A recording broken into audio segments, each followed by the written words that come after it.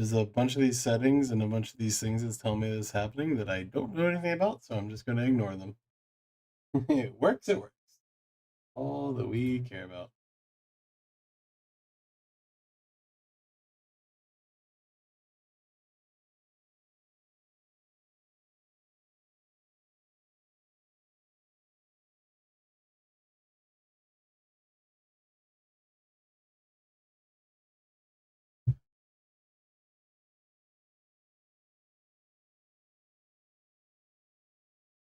Can't tell if there's new people here or not, because I have like 3 different things telling me different things. But if there is anyone that is currently joining us at this point, I am trying to shore up the Zen matchup primarily, as well as trying to figure out how we can address the change without destroying the Victor matchup a little bit, but that's a little bit of a secondary issue. Primarily just trying to get that Zen matchup shored up. If we can increase some percent in some other ones, perfect. Awesome. No problems there. But yeah. I wish we could show up the Kano matchup. Ooh, there's no way we're doing anything about that. Holy hell. It's just going to forever just be perpetually bad.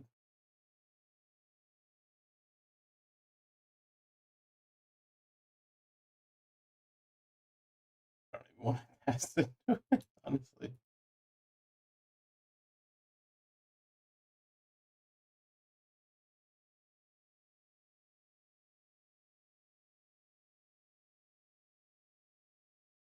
Levy is also kind of another matchup I want to a little bit.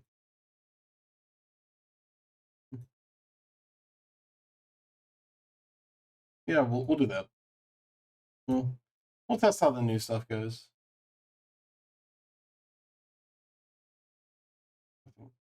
Wait a minute. That's what? Oh, right. This is not the correct list. There we go. That's the correct list.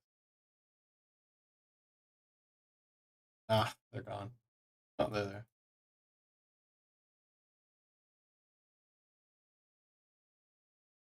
Fine. Oops. Yeah, I have the old version. That's hot part. Let me fix it.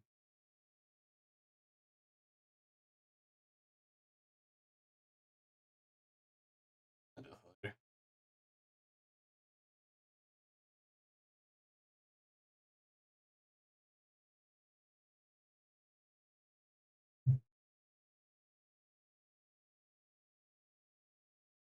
No one playing Zen right now? That's kind of wild, actually.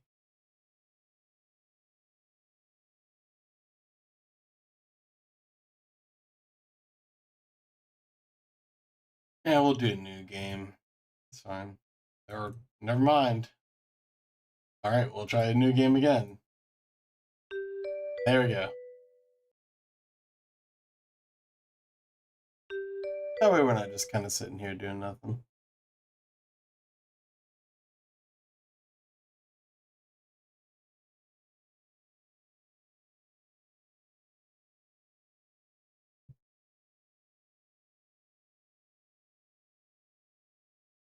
All right, that's standard build. So it's nice that they don't have the reaction one. That makes things a little bit easier. Hmm.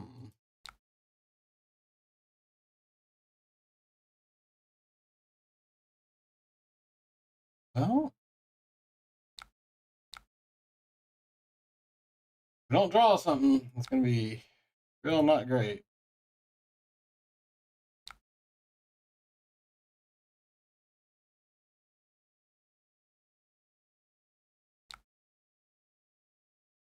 Sure.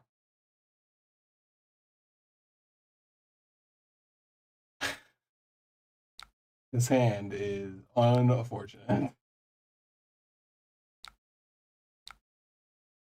Oh, give me 2 cards, I guess.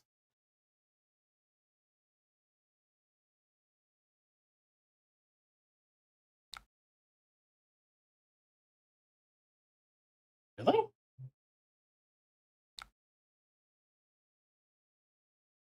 There's no shot this person's trying to out aggro me. They're going to die. Okay,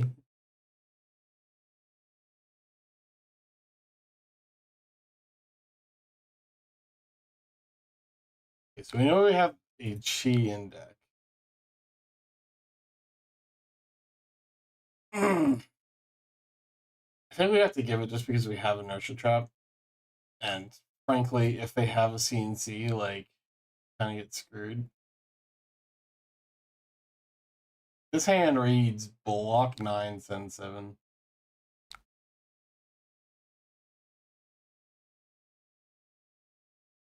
Okay, so we know one is a chi.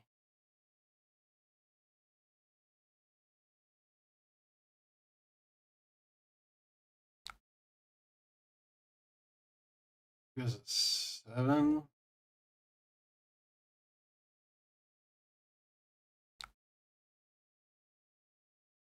That's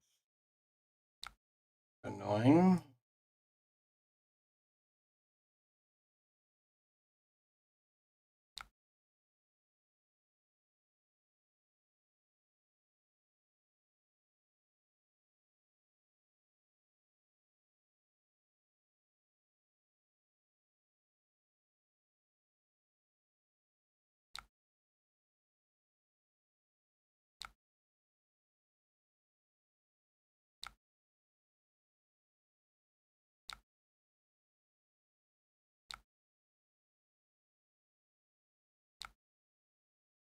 So if I'm going to lose a card no matter what, I would rather give them an inertia trap and prevent them from banishing something in my grave and like ping them for 1 than lose a random ass card. Yeah, so they're just going to send 1. 1 is fine. It's whatever. We'll take it. It's unfortunate because of the chi, this kind of made our hand rough and really block if we had to just give up too much. It sucks. Sounds like that just happened. Ooh, this is interesting.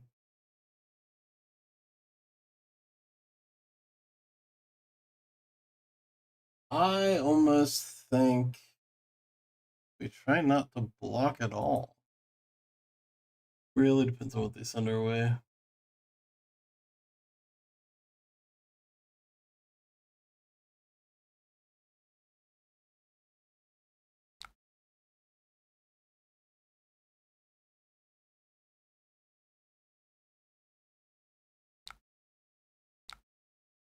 Yep, you got it.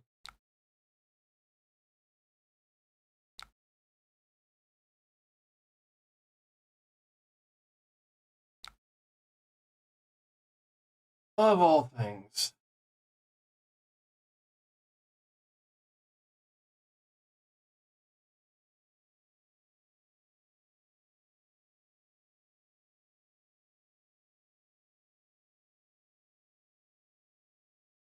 Didn't pitch a blue. He's tunic. Probably going to 4.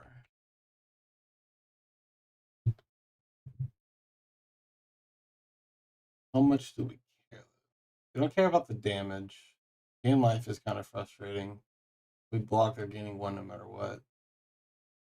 Banish part is rough. So do we just say we'll give you cards, or do we just...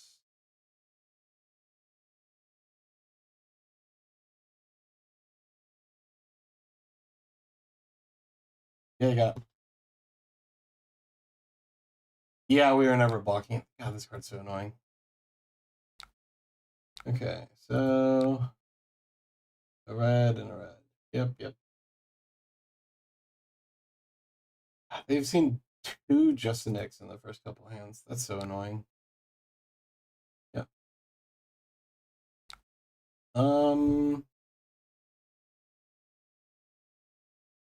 Interesting choice. Definitely playing that. We go for the double arsenal, or do we go for the more? We go for the double arsenal.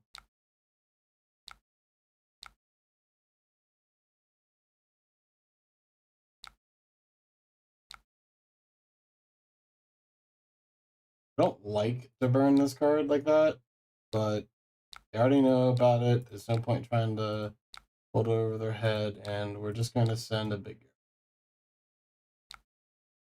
Gonna take it. You're gonna lose this race.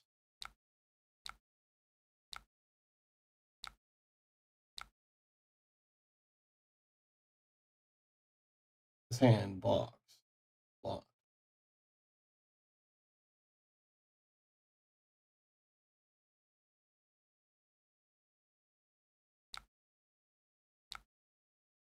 You got it.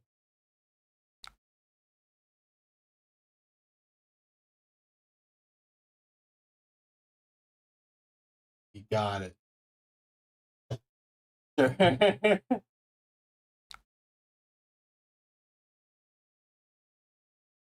Gave me a whole card for that. Nice.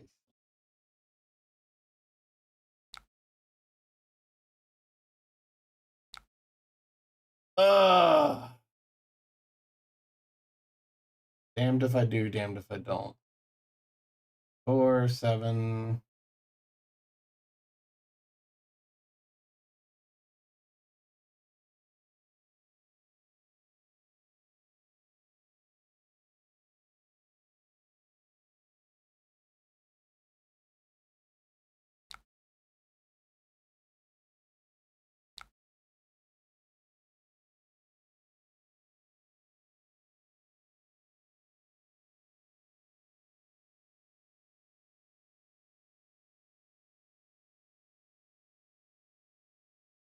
So +4. Or +3, +4. Only possible outcome. Unless they have just Nick, which if they do, then you got it, man. 4, 8, 9. I'm gonna take the vibe check that they don't have it.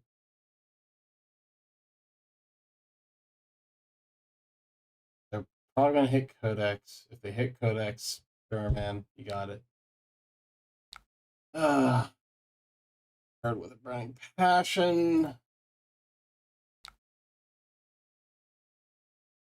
All right, Rabble.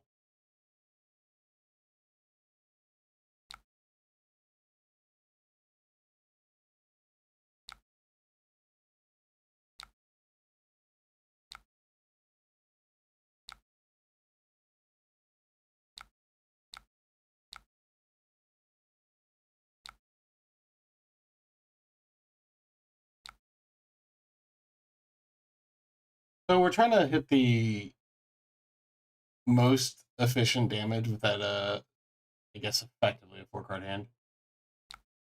But yeah, they got a persuasive, which is fine because they're gonna take a lot of damage just to try to do that play, and it's pretty heads up.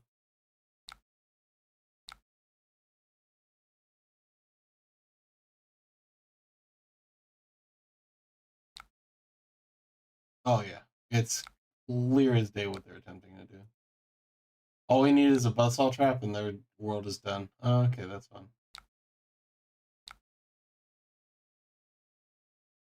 Okay, so they don't have the ability to do a full D-React, so this is at best 1 or 5. If they got the 5, sure, man.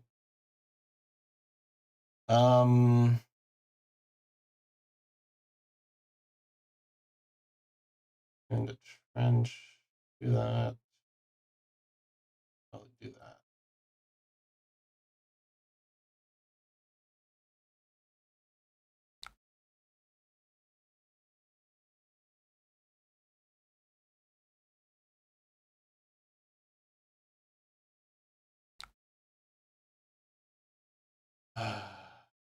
Yep.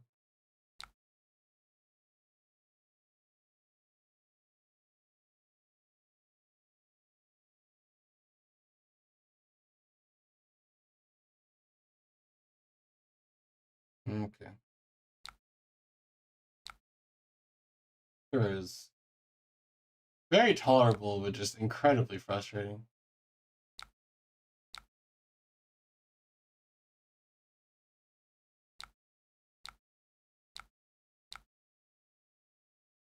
Alright. So whenever they try to like hard aggro you like this, you're not really looking at deck total anymore. You're really just trying to show them that they actually can't do as much damage as they think they can. That being said, can't just ignore the disruption because they're a little frustrating. See, this person thinks they're going to deal 25 damage to me in one turn. Little do they know, that's not happening. It's super not happening anymore because if you have red tar pit before, if it defends an attack, we go again, so we ping for 1, they go to 5. Now the next time any attack action is attacked with, there is no on hit. So I don't care about this damage right this second. It sucks that I had to do that at that point and I couldn't just like get rid of Arsenal, but I think that's rough to do. I would rather attack and then Arsenal this and keep this in hand or something. Granted, they're low enough, they might just block it. But we can just ignore this in entirety, and it has no on hit. Yeah, that's just damage. That's perfectly fine. We'll take 8. And they have no choice in that matter, because what else are they gonna do?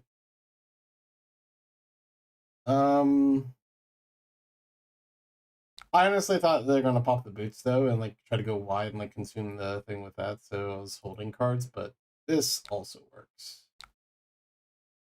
So I will send them 5, threatening to reload. So they need to give me a mask or another card, which is 2 cards, perfectly fine with me.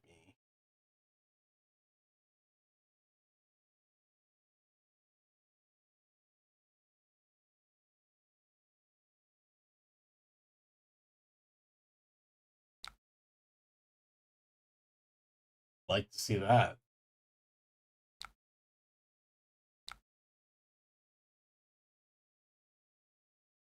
Put Pitfall in just for block power.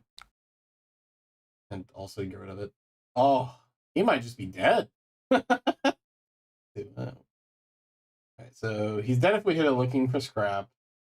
Or just a nick.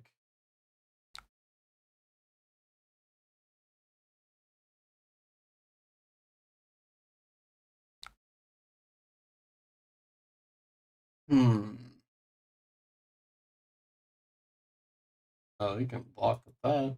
Yeah, well, there's very little chance that this is double blue, so at worst this is a +1, which in the grand scheme of things doesn't really matter.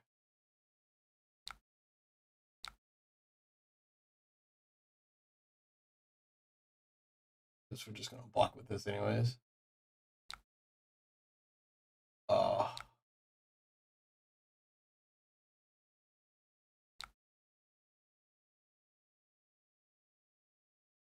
So I'm gonna let this resolve first.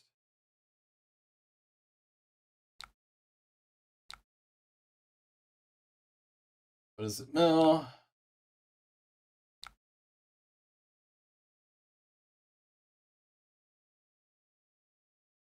Oh, right, he took, yeah, okay, gotcha. All right, yeah, so, yeah, unfortunately, we're going to take 1 here. And banish yellow. And then he's probably going to banish Codex. Gain his 1 life. Really? Hold up.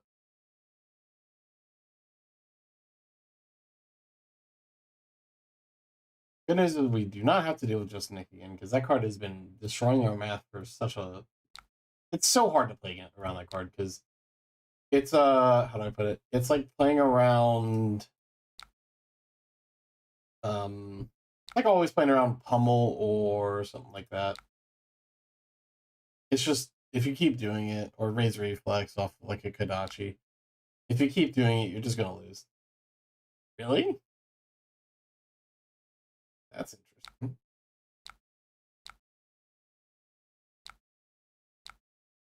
What if I give 6 on Unravel?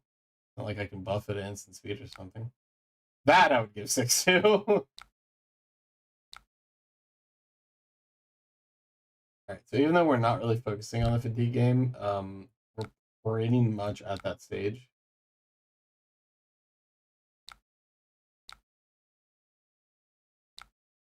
This is kind of funny. We're just sending a really, really big E-strike. 13 E-strike. Dude, sometimes that's just, it gets you there. You just gotta throw a big E-strike. Say what's up.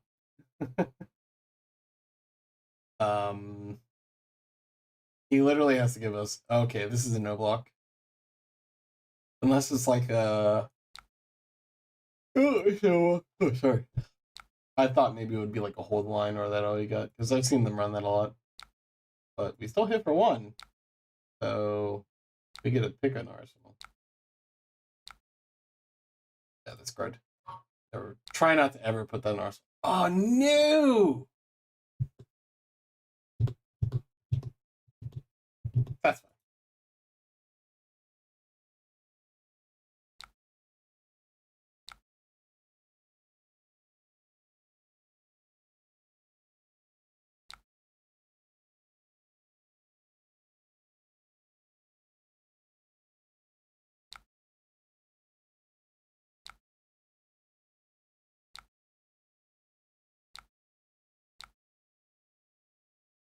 We do it this way because we want to... Oh, that's right, they got an Arsenal. Ah, I'm an idiot. It's fine. We get roughly the same value, we just don't get the, give them the frailty. Or, no, this is better. Because we give them a frailty, and then we get a slightly better arrow that says on hit you die, so they literally have to full block it instead of just take 1. Which, they shouldn't. New Horizons. I blocked a New Horizons so I could keep more of the hand. And whenever the chain is broken, then it gets destroyed. So you trench it just so you don't lose the card.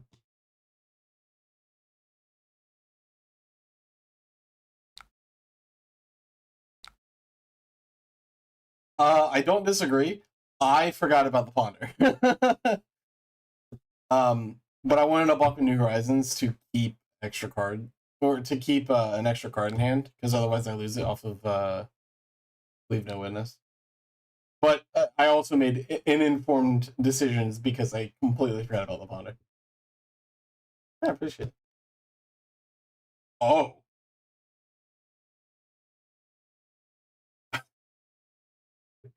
Okay, so yeah, he's oh yeah, you never Arsenal shred. Oh, that's such a trap. I don't know why I didn't just dagger. If they dagger, then I put them. Oh, I just kill them. Yeah, and then you just play this bitch. Play this down. Worst case. 12-0. What have you played against?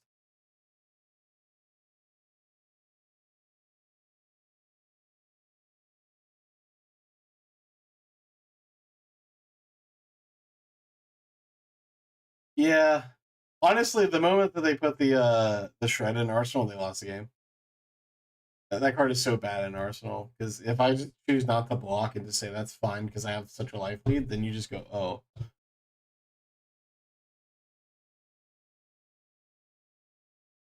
It's a very damned if you do, damned if you don't kind of situation for sure.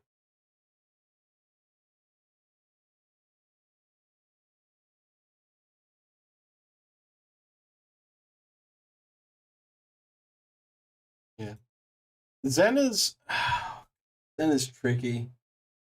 You can usually tell when the person's good. I would say that person was probably about average. I would take any testing into that kind of person with a grain of salt, but I don't think it's like a bad game that I would literally like delete off of the thing.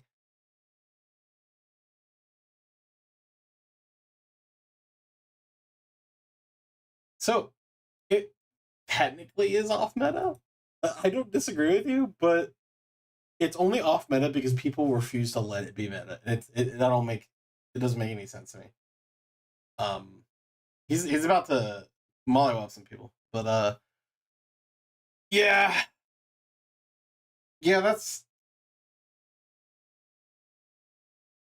is the newer list. I didn't want to test any of this stuff until after I establish a core list because technically speaking, this is a free slot because we kind of just rotated it as the point the tip card. But with so many inertias, this card kind of becomes a little more redundant because we have three, effectively six, 7, 8, 9. So we have 9 inertia effectively.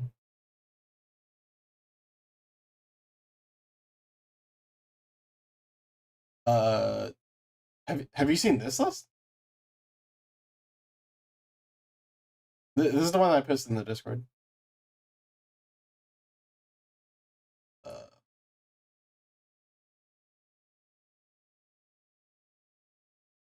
so that's this one. Um, it's the okay. Yeah, so I wanted to test like how this did core wise and results wise. We played 4 games last night and went 3 against 1. Obviously won that one. I actually took notes on it too. So the we make best build that's optimized is probably the more scary one, and that's what we're trying to plan against. The like pure we make best build pretty easy. I am still adamant of not using snaps, but bullseye bracer sometimes is so useful, but I also gotta like scale that. This is the updated kind of list. The tight game, so push was needed. Using use of blue traps, and they rolled pretty hard. The one that I lost was probably the weirdest build that I've seen so far. It's a tiger build that had D-reacts. They had like Fleck and Sync, and I was like, what? Didn't see collapsing trap at all. And it was like remorseless scary. They thought they could out damage or remorseless, and then they just proceeded to not. It was like in between.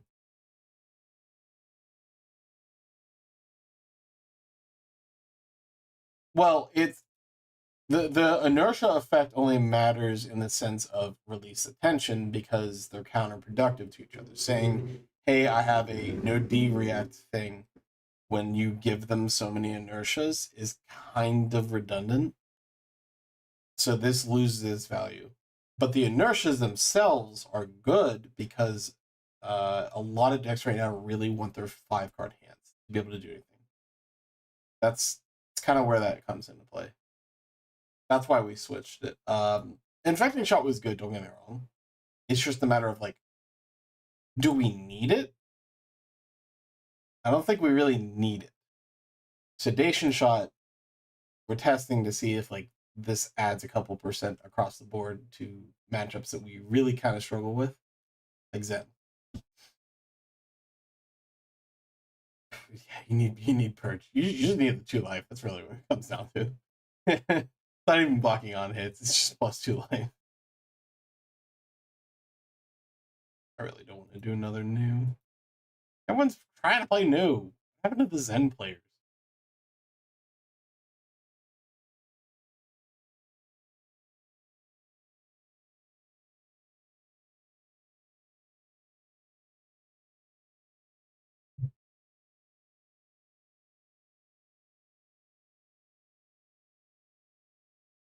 Yeah. The codex target for it to be able to just get on demand inertias. Thing about it. But like that's also another thing.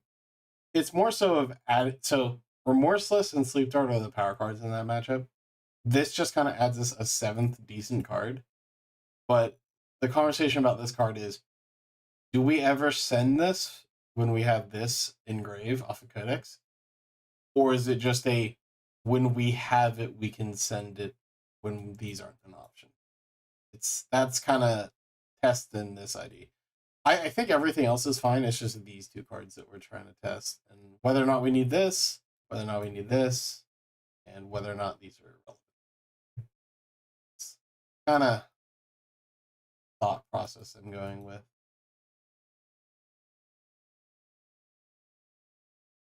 What, so many news? chill, people. Sure, we'll try this. Just to see. Okay, never mind. These news are zooming.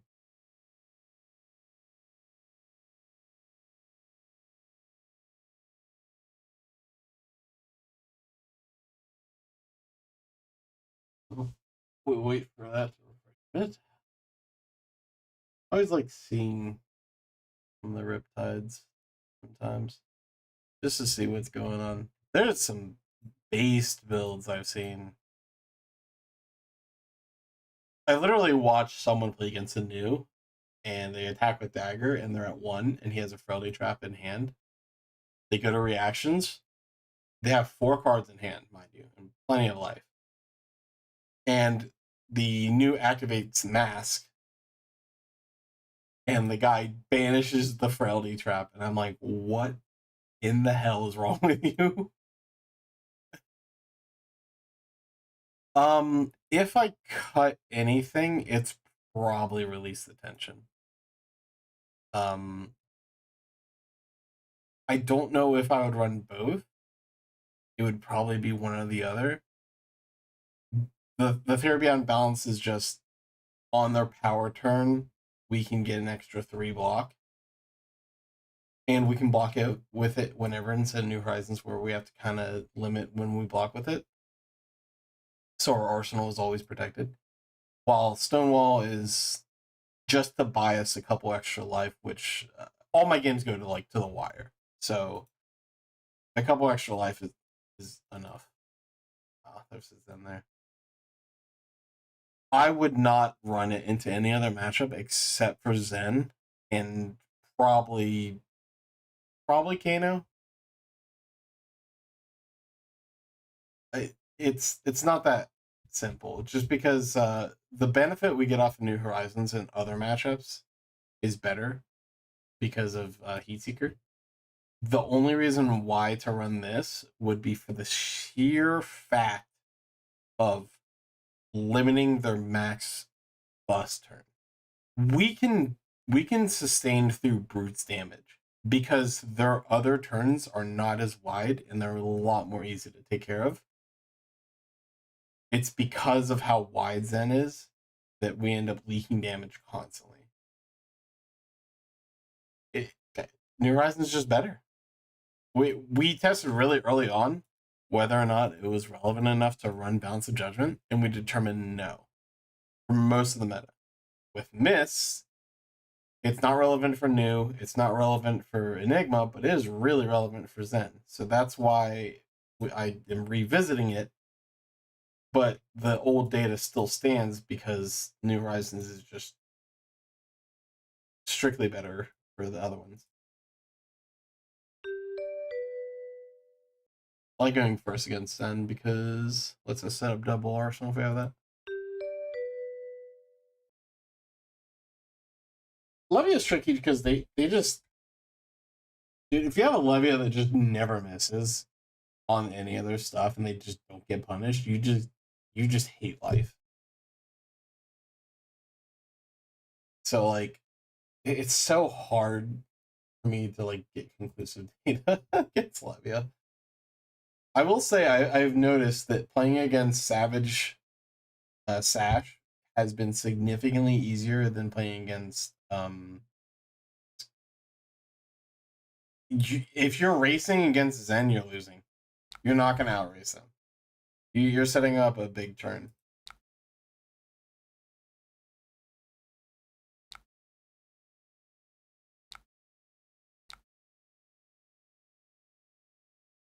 Alright, this is curious. So this is one of those cases that we send it. We send it. Okay. So the only reason why I'm attacking this way is because I want to force him in a situation that either A, has to give me armor, or B, just can't. He can't block, and he can't set up an arsenal. That's the only time I ever attack turn 0. Otherwise, I like setting up a double arsenal and digging as far as I can to get a trap to disrupt their turn. Also because of this disruption.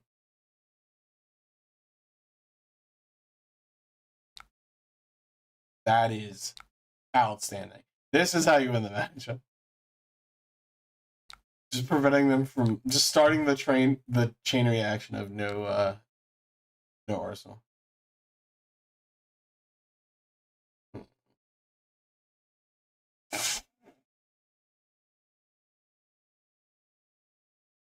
I don't know what to tell you, buddy.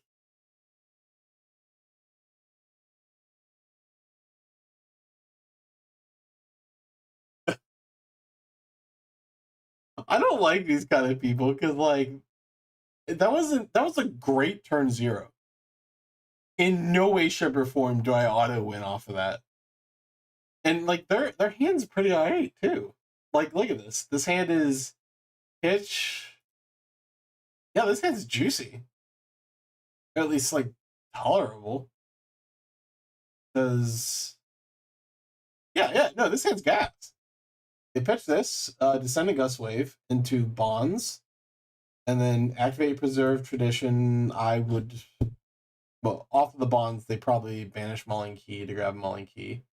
I would probably put Descending Gust Wave back in the deck. That's my opinion, but it's probably wrong.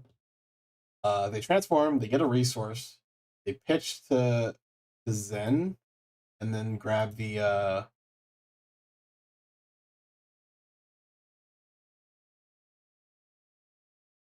grab 100 wins. Do they have 100 wins?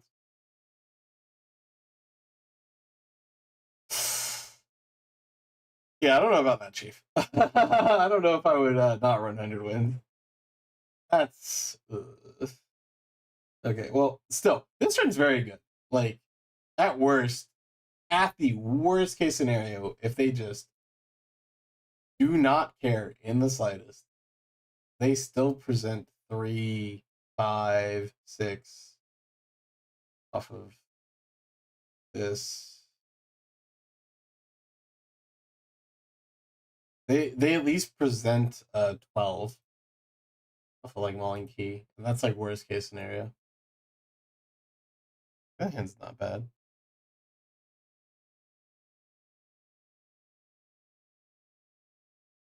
Nah. Okay, that's fair.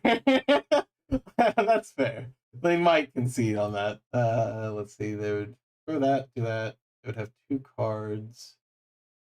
They would discard and then draw Aspect. You're not wrong. They might concede at that point, and then their next hand just does not block. Which means this is coming in for 10. Take 10, 11, do that. The Arsenal that. Yeah, no, they probably lose the game, honestly. But they can't have that level of force. Unless this man just soul read the hell out of me. But that's why we go first. Because they usually, if we have a good enough hand, they usually can't block it unless they give us armor, which is like, I'm going to delete it. Oh, that was dumb.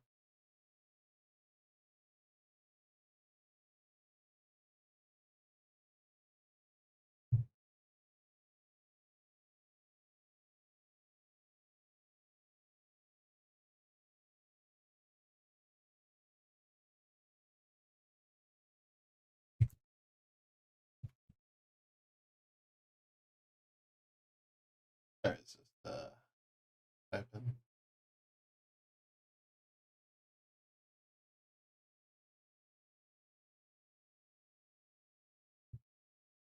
There we go.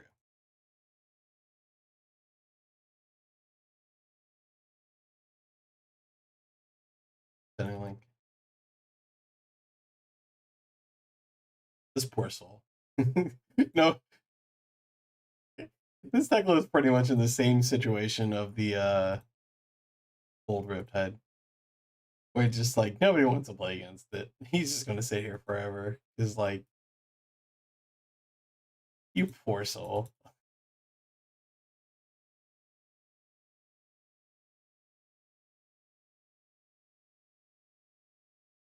I got myself a nice 32 ounce of like a liquid brew, 4.5. I want to drink it, but I also don't want to start doing that in stream and not know how much it's going to destroy me. I think I should be fine, but like at the same time. Oh, that's right. Wrong link. Now that one.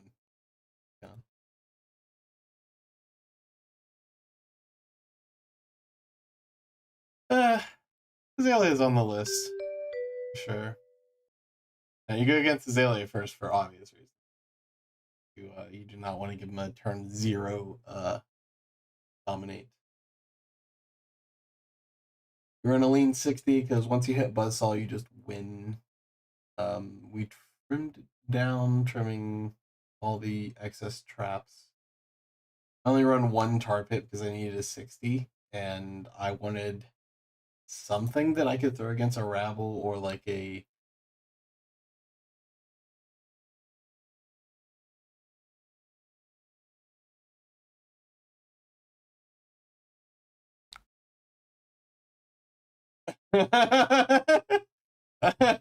um.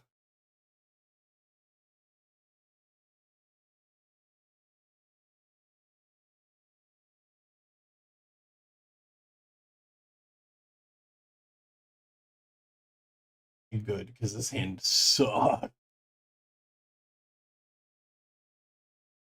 Oh, you're just gonna concede like that?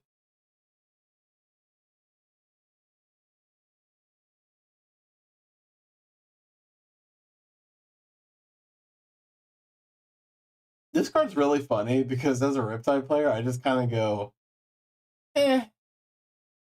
sure, I'll send 7. All right, you're just gonna dip like that. All right, sure. Let's not leave that on them.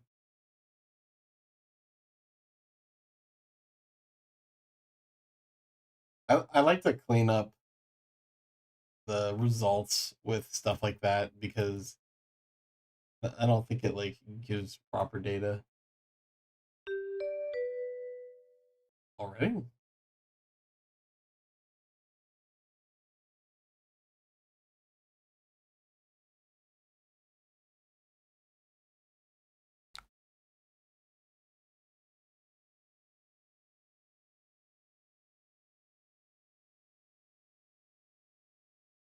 Interesting.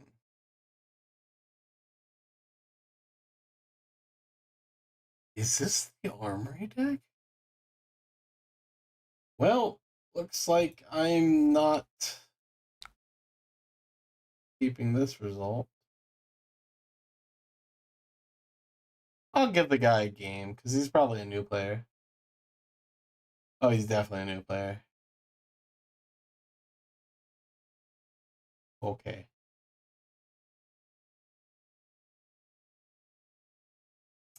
I have a certain level of patience. So I hope they don't like take forever on everything. Good, good, good.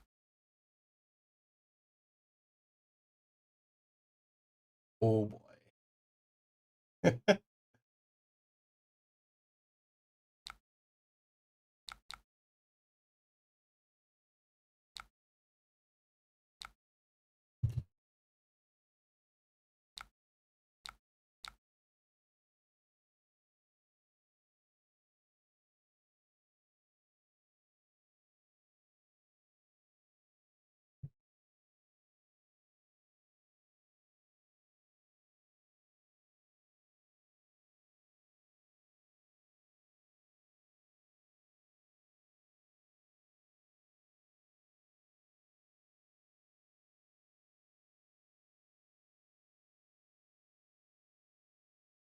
So it was really only relevant in like fatigue matchups. Specifically Guardian and like Decimator Axe. Like pure Decimator Axe. I really do not foresee Decimator Axe ever doing a damn thing. And Guardian is kind of low percentage anyways. Plus, it seems like the way that they're kind of starting to navigate is a little bit more D-reacts or like a little less total block power. So I think the way that our build works is kind of gaining a few points into them, and the points that we gain off of Murky is just not as much. So I determined, well, what if I just turn that Murky into, say, an arrow? So, and I looked at it as, well, what if I turn it into a sleep dart? Because we had 2. And then bump it up to 3. And it started making me think, okay, I can see that. And then obviously, following suit with Point the Tip, which then gave us an option for a free sideboard slot, which it started the discussion of, well, what can we put in? What can we change? We just updated the list, assuming that we got Murky, to add percent points into Zen, because I feel like there's going to be a huge amount of people bringing Zen, and if the changes don't really affect other matchups, then I'm not too concerned about the changes. Well, this is as good as any time, I guess.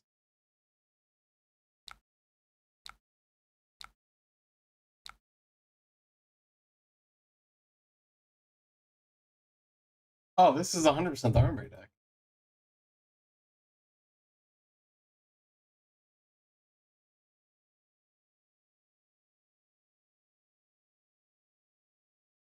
Yeah. I mean, sideboard Decimator Axe is just...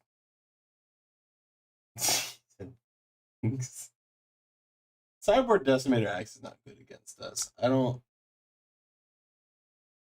really understand why they think that that's good. You have to kind of commit to it. I don't think I've lost against that kind of deck. We burned through pretty much all their armor. They technically have 2.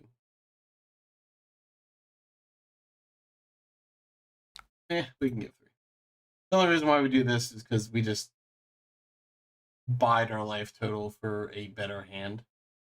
This at most has the potential for an arsenal or a buff. It could just be another arrow that we just don't care about and we end up trenching anyways. So it's like, I'd rather take the guaranteed value of block 3 and then send 7. Because he's probably not blocking this. Though I'm not entirely sure if this is a new player or someone trying to see how good this deck is against, like, doing a challenge of sorts.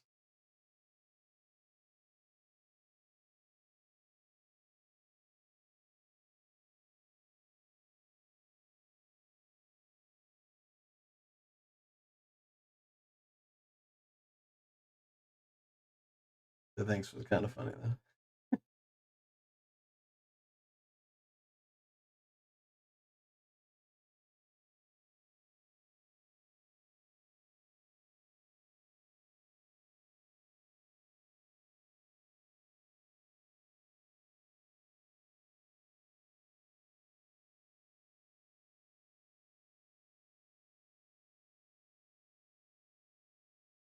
Wait, was this really in the KO deck?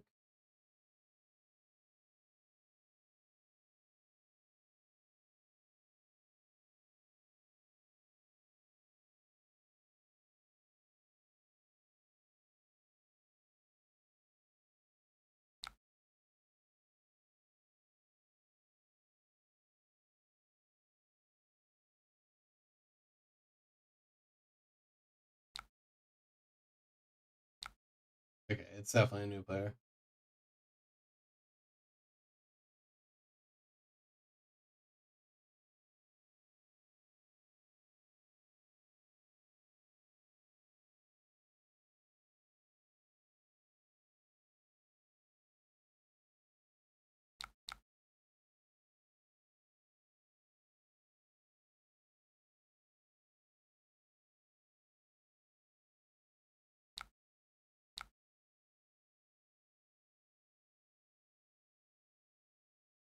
Let's give him a trap. Same deal. Reserve life total.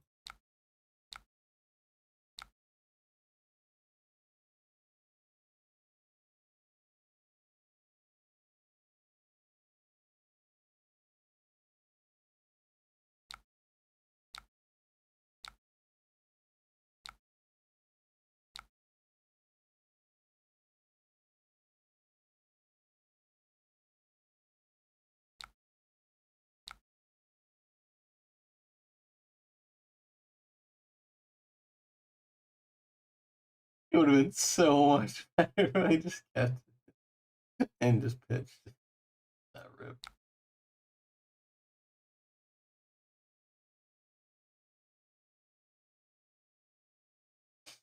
This is a juicy 2-card 10.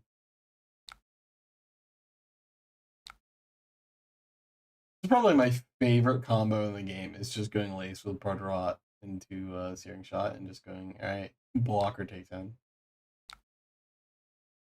High value out each card. It's insane.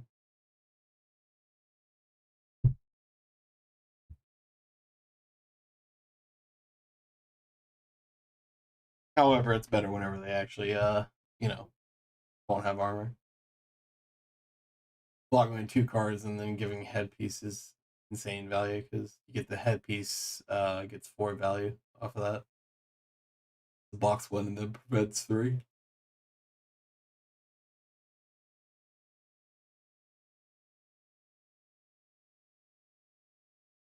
They're just gonna give 3 cards too. Sure.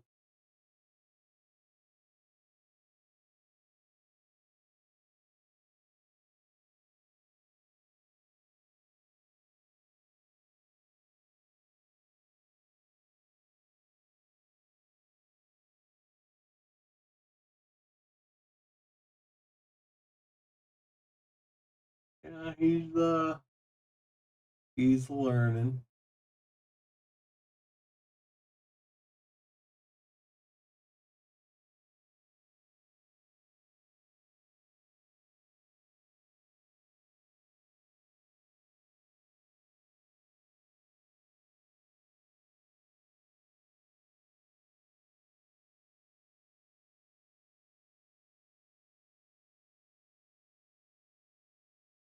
If I by myself, I'd probably leave, but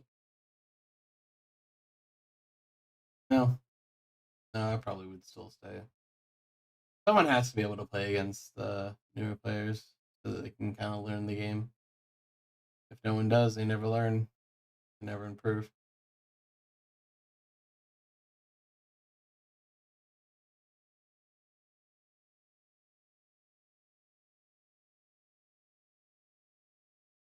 He seems to be struggling on math here.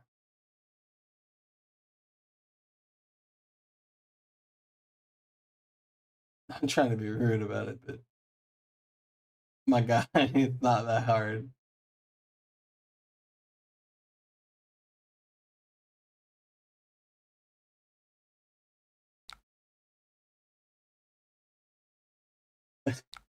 Okay.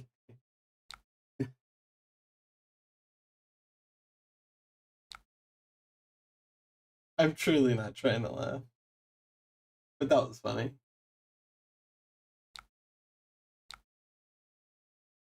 Can we use our hand? And then, yeah, take 3.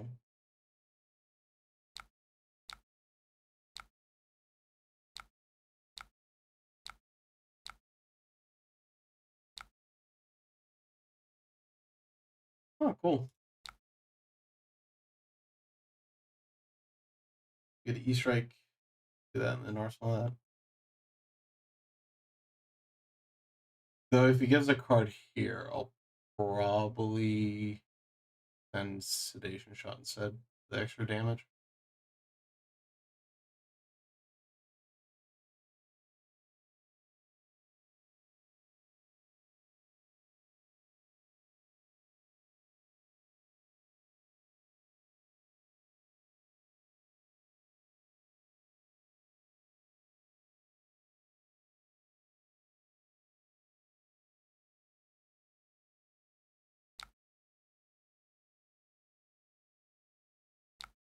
Yeah, I think that's what I'm gonna do.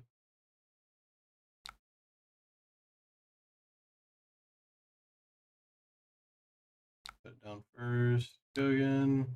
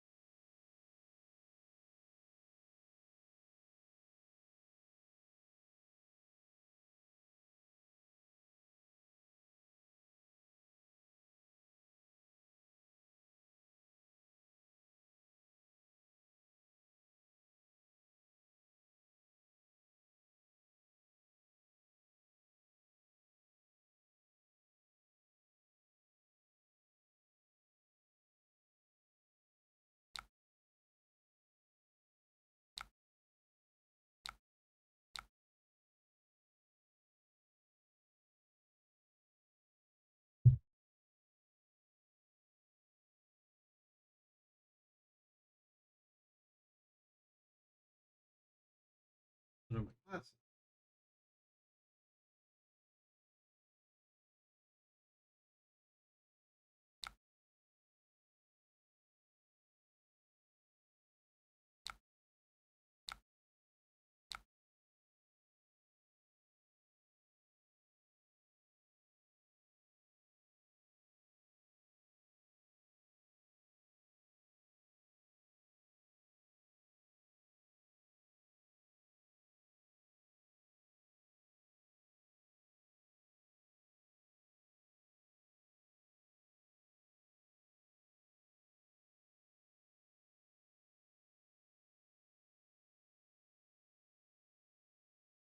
I'm oh,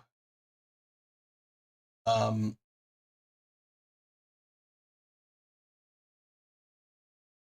I'm currently playing against, I guess, the armory deck. I didn't want to leave because I feel like someone needs to play against people that are learning the game. So if people just keep leaving, then like what's going to happen? They're just not going to learn. They're just not going to improve. So I'll take a little bit of time.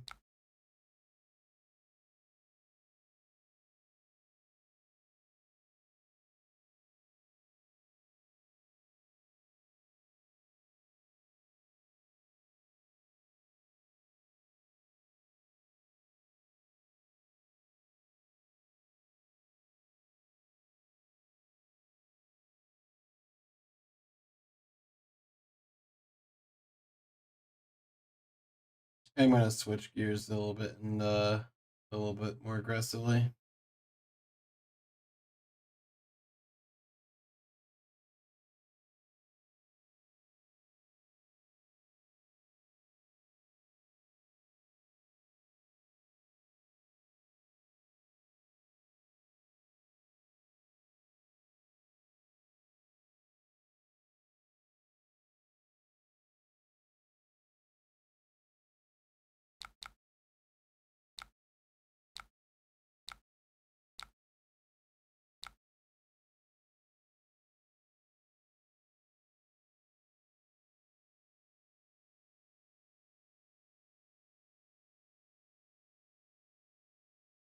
In a normal circumstance, I don't think Bullseye Braces was 100% the correct call.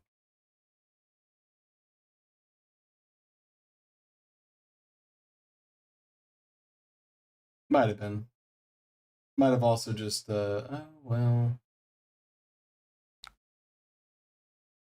maybe shuffle some arrows in with Quiver instead.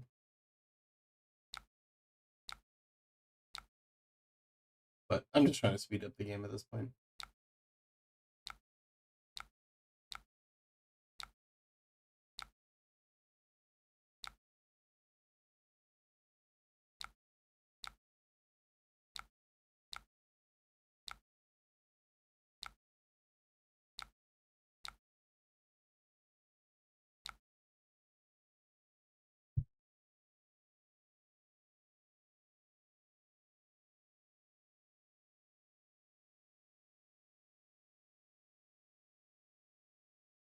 That's right. The deck had Clash of Agility.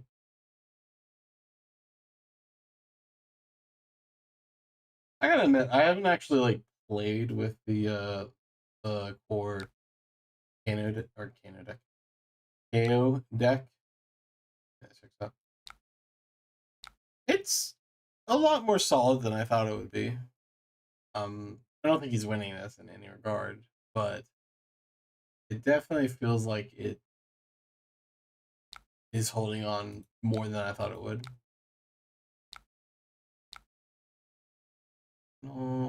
Oh, unfortunate. One of those hands. Bound to happen.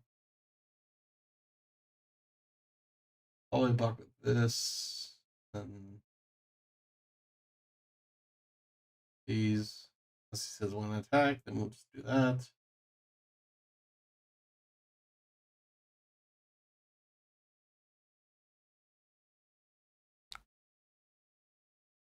Oh, he's popping Sash.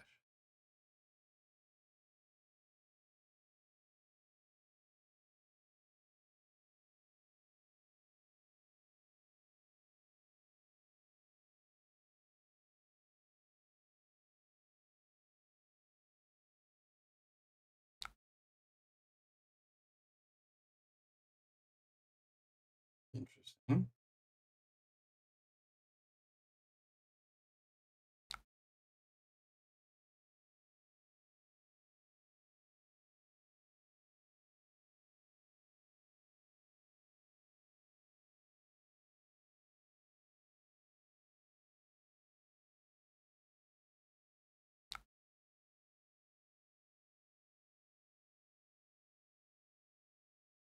Interesting.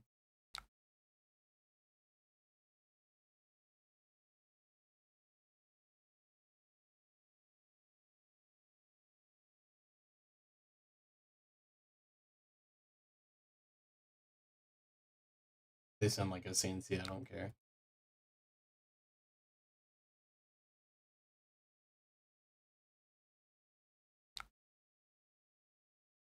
Lock it.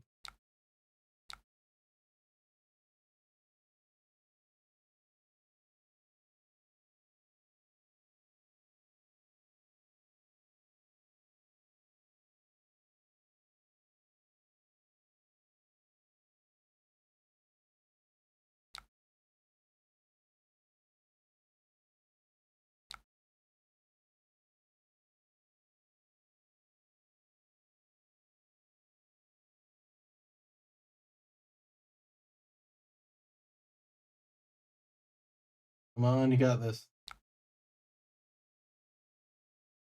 she's gonna pummel me. No, this pummel us. Law?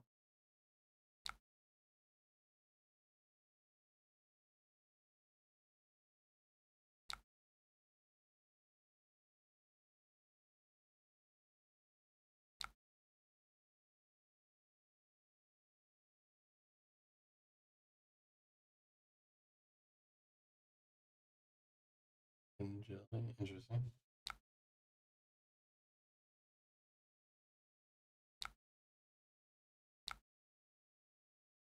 That.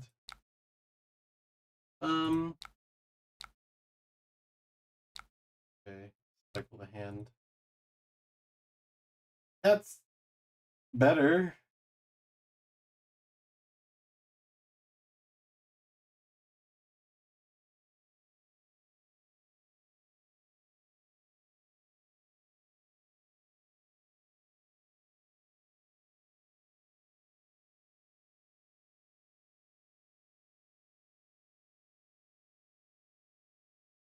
Hmm.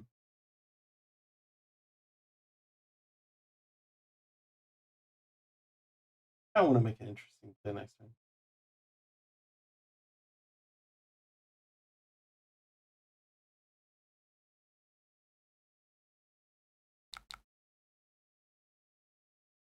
Damn, dude.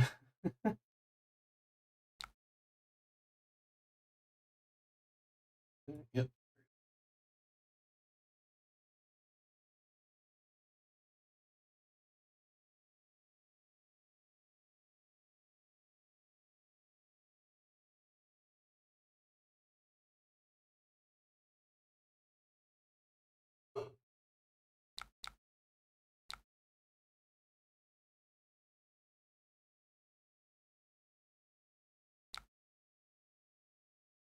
You know, I keep thinking about CNC, and then I have to remember that this is the armory deck.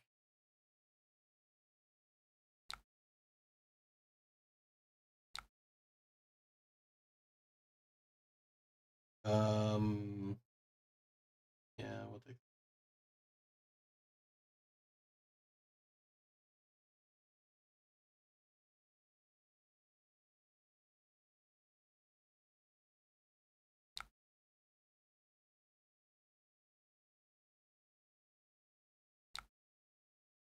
Holy hell. Damn, dude. All right. Well, we got a 12.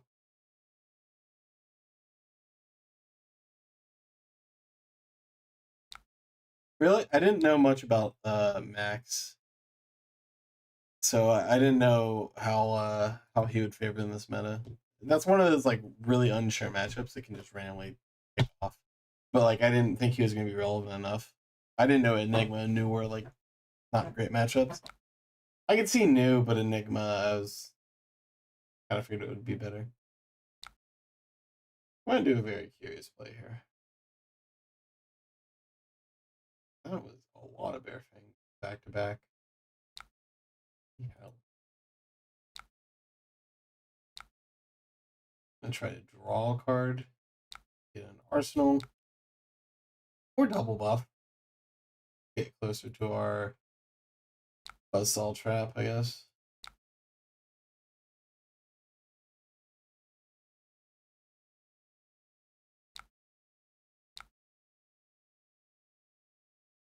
Alright, well, I guess we're sending a arrow for 13.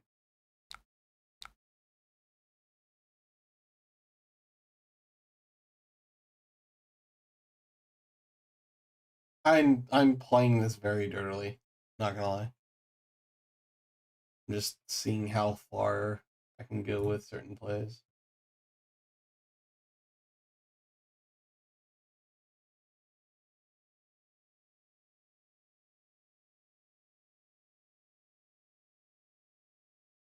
Oh no, it's fine. I'm what wins on there? The only thing I ask you to do is you can actually, I believe you're able to go in and think you can put notes on the game. If you can't, just like shoot me like this, and then send me some notes on the game, like what happened, what worked, what didn't work, and then I'll just post it on there. That way we can kind of compile all the data together.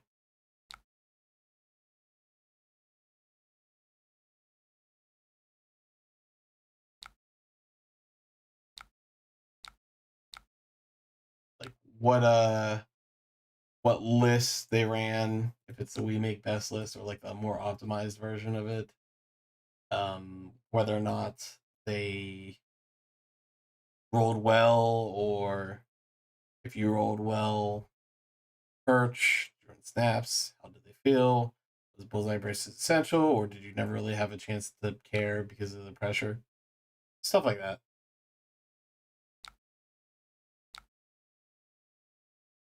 Uh,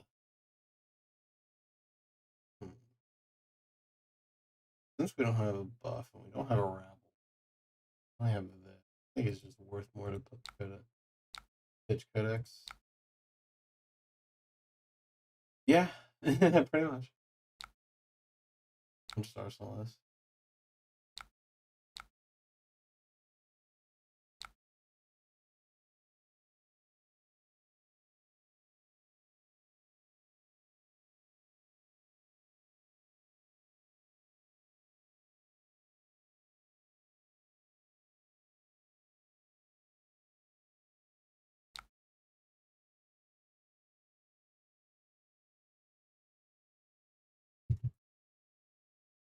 Oh, there you go.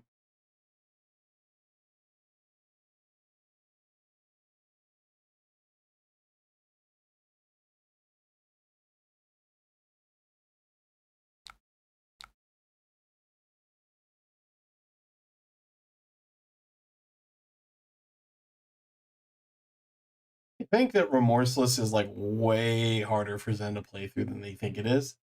I think it is a must block. Because like they don't block it, it just leaks so much damage.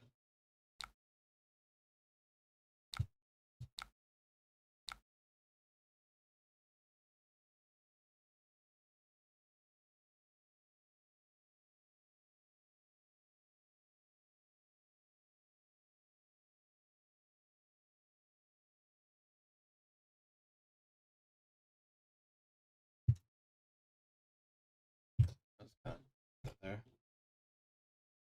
All the info helps.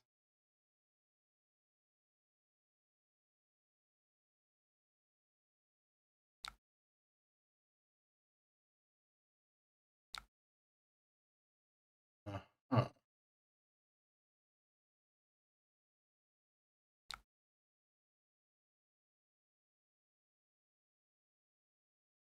Need this?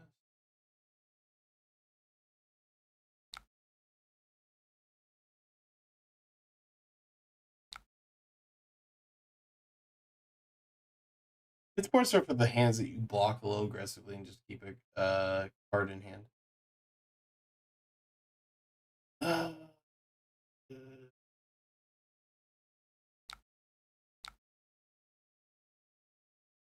ooh, that.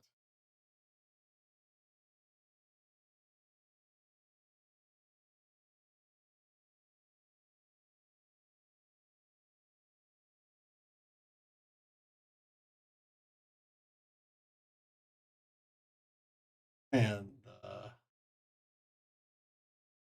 interesting.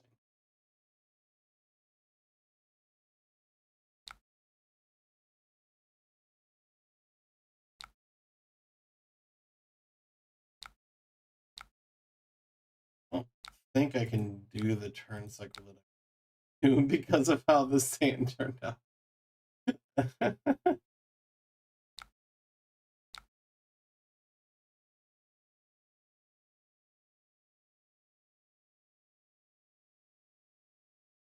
I mean, I guess I could have. It's it's fine.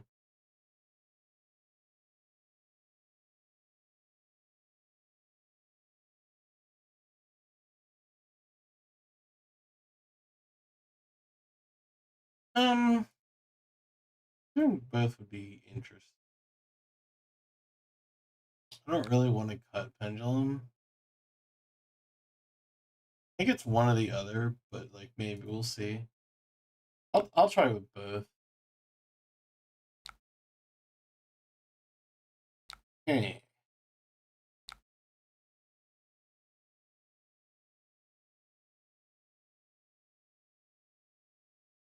did you read Remorseless?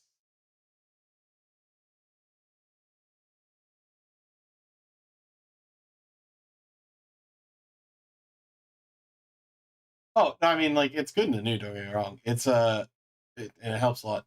It's not for new. It's it basically makes anytime the dash goes pistol or slab that it's almost impossible to lose because this card just generates so much extra advantage in that matchup.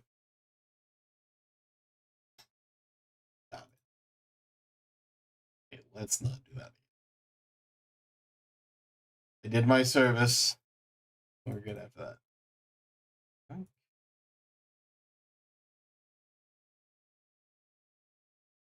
Okay, back to the real games. Yeah, no, it just conveniently helped into Assassin. Um, and burning some of the resources sometimes means a lot because you're also building up towards a big spike pit. So, but also it does a lot against warriors.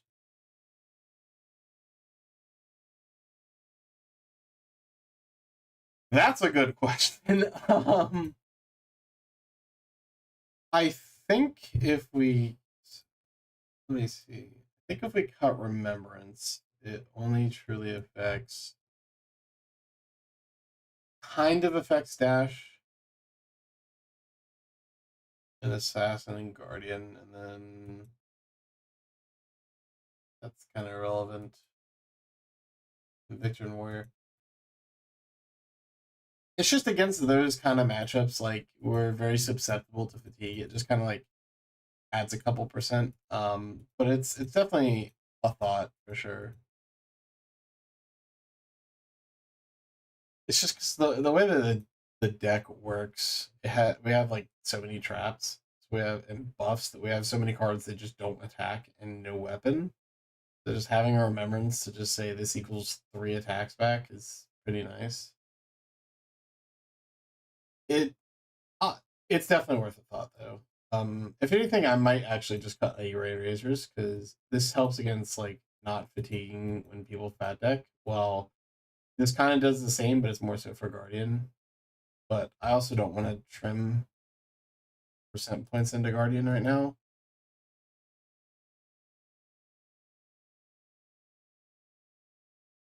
Yeah, it is. Victor's a huge pain. I think there's going to be a lot less representation of Guardians, but there's still going to be people that just are aggressive. But like, the problem is that they still exist. It's the Kano problem.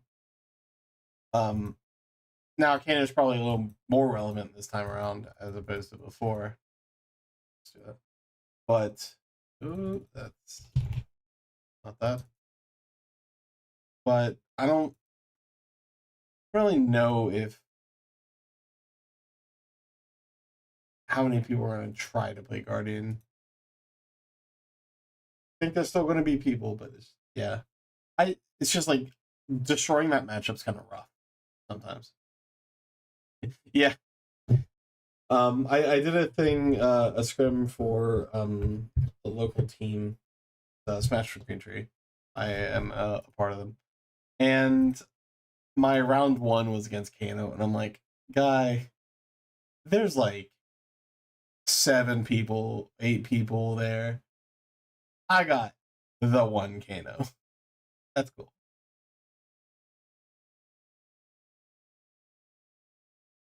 Is there a coin?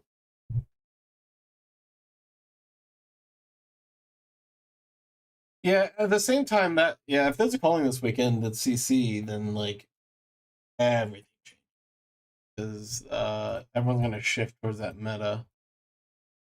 If we foresee exactly what we're predicting, where Zen's gonna be highly represented and New does something and there's like a lot of people with them, then just like it might be about Harden. I think it's about Harden. But like even then, it doesn't matter. It's like it's really irrelevant. Um if just so many people are dissuaded off of Guardian, then it might be worth trimming down on some of the Guardian tech for sure, and like seeing if double works. If this works and it just like almost makes it unlosable, perfect. But for now, just testing the core first and seeing where we need to go from there.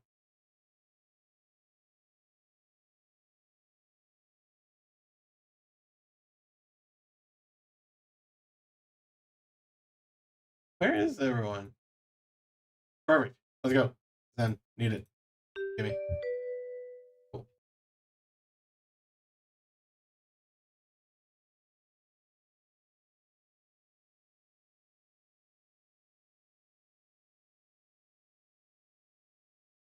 Uh-huh.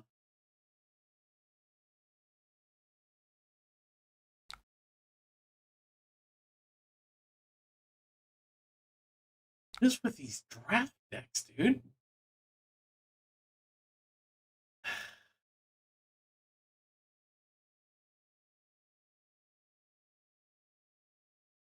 I want to keep this in.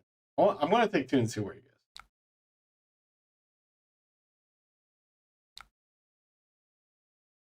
That's the thing. The Rain Razors in Remembrance aren't just for Guardian. It's just that's the matchup that affects the most. They're relevant kind of across the board. He's playing budget. He's playing this and this.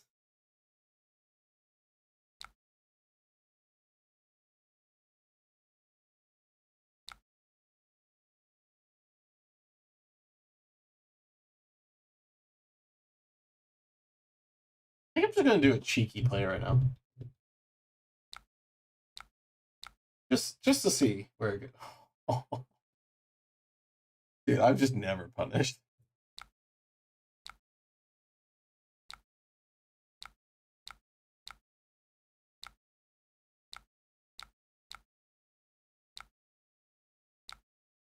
Okay, there's a frailty. I get a ponder. Here's 9.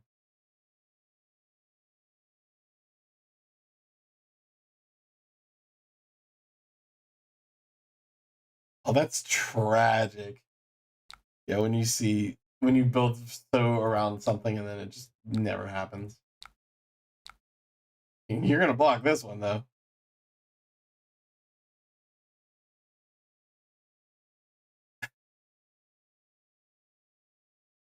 Maybe?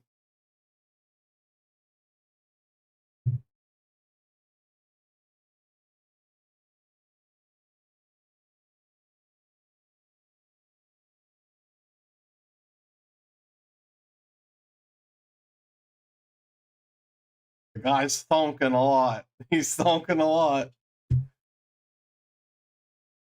Don't do it. Oh, that's even worse. Don't do it. Alright, we gotta choose our arsenal. I'm very keen on putting the 2 block. Oh god. Retract my statement. Good news is this probably doesn't attack for much, and this doesn't do anything except for maybe +1. Adorable. Take 0. He realized.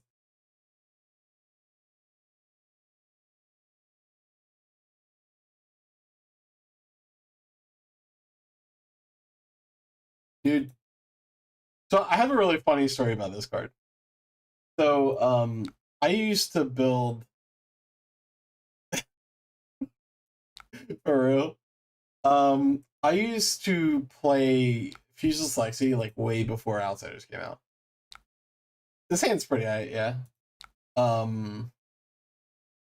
This doesn't even do anything. Yeah, we'll take 4. We'll trade you 3 life. What are you doing? I'm sorry, I'm just shy. You got it. Stonks. Stonks. 1 for 1. Arsenal? Oh! 4? Damn. Okay. We gotta stop moving a little bit. We gotta give something here. Okay. We'll just give 3. It's fine.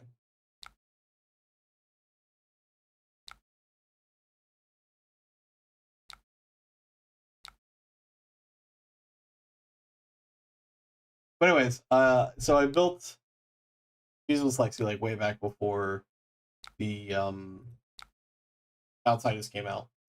And I did very well with the deck. I was basically batting so above my actual skill level that I couldn't quite do everything that the deck was capable of because I just wasn't good at the game. But I was bad. But I was doing way better than I should. I literally remember a game that I had at Nats in Charlotte. It was about 3 years ago. Where I sent that a Viscera player, and they went to 1 on Remorseless. On their turn, they're like, "Can I read Remorseless again?" And I was like, "Sure." And I'm like, "Oh, that's how it reads. Pass turn with 3 cards in hand." I'm like, "Oh, you're dead." I also had one where we played against a Briar who literally killed themselves with Remorseless. It was on Talishar. It was the funniest thing I've ever seen. Need 1 more there, bud. Put back 100 wins. Full value.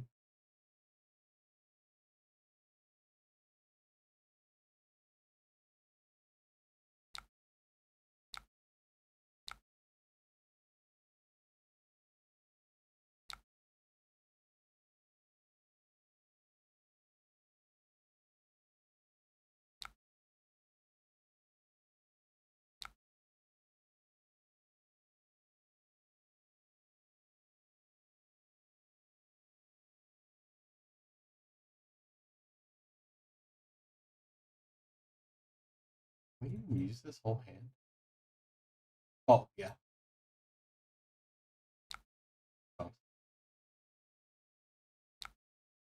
Oh, spooky. I want to see this on the list afterwards. This is the most non-threatened I've been against them ever.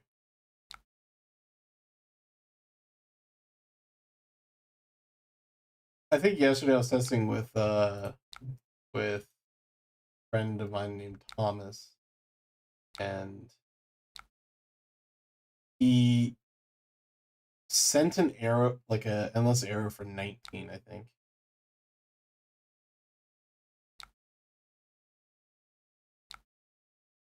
Oh, he's doing like an actual meme deck, like no joke.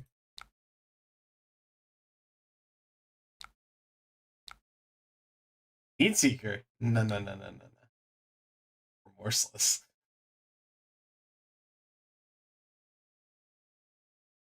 This is for 14 and you are losing a card.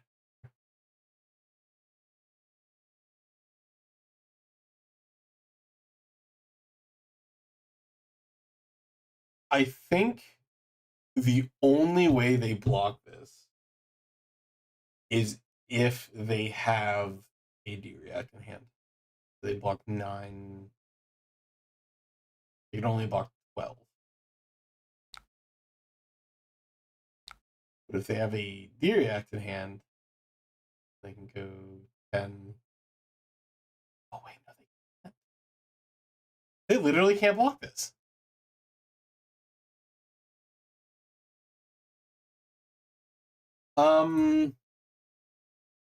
Maybe, but like that's Heat Seeker versus a card that literally says if you...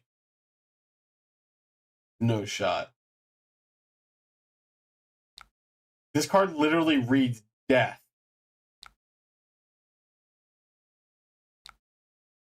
Hey, remember that Viscerai game I was talking about just a second ago? Yeah, it just happened again. Unless they just can't block, which is also tragic. Yeah, that card again.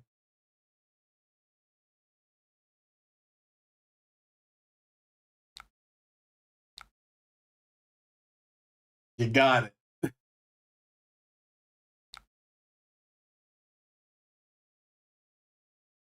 You got it.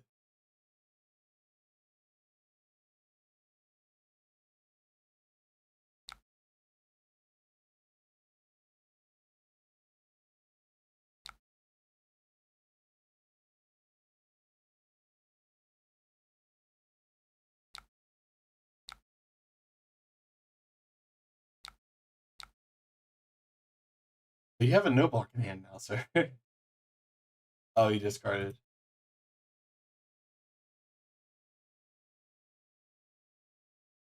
So that was this end game.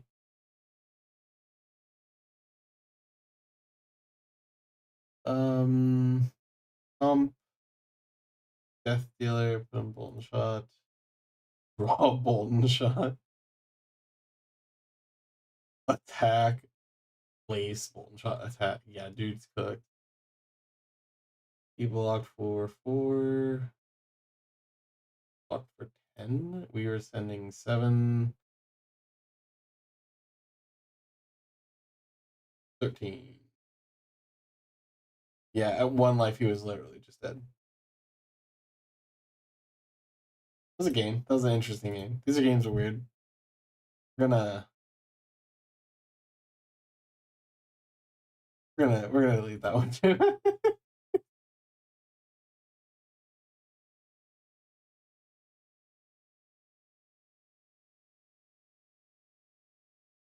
It's definitely not. It's definitely not. It's a very razor sharp game. Oh yeah, that build, yeah, no, 100%.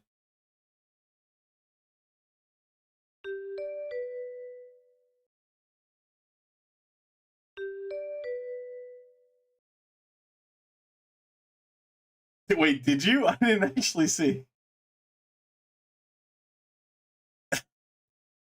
Wait, was this the same guy?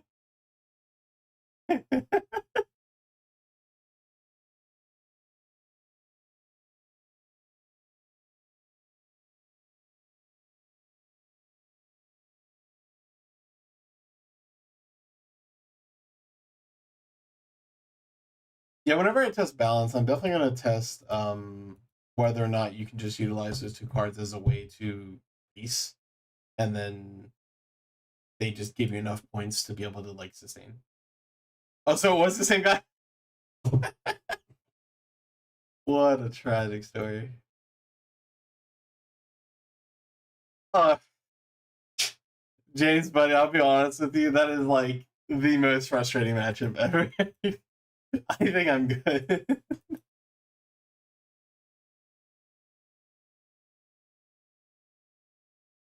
I'm very unconcerned about having the Riptide mirror Nats.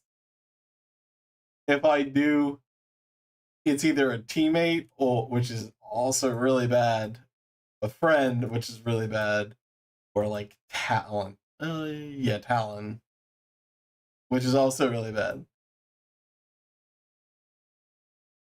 And then like I don't know who else is going with Riptide. Well, so it really also depends on what build you are. If the other Riptide is on Fatigue Hybrid and they're against aggro, it looks closer than it actually is, but like I have full control over the game as an aggro player. Because one, I can block a lot more liberally, and two, I put way more pressure and you can't block it.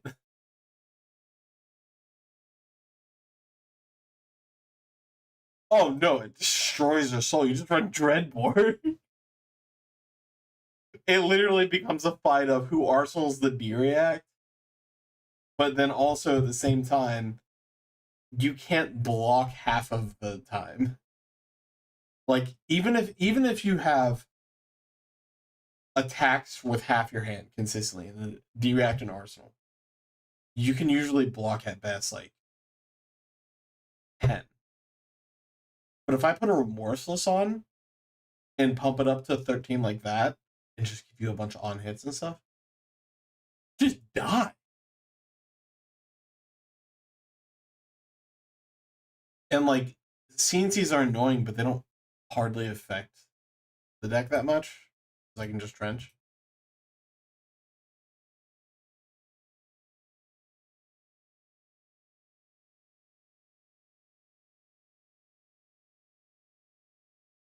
The aggro mirror is, I don't. It's weird. The mirror is always weird, but the aggro mirror is extremely weird.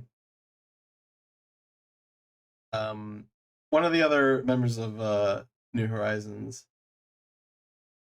the we face each other in the realm 10K or 20K, one of the two. The big one. And they said if we face like at the start, they said if we face each other, let's just agree that we're running Death Dealer, siding out traps, as many as we can, going to 60, and just saying it's a slugfest.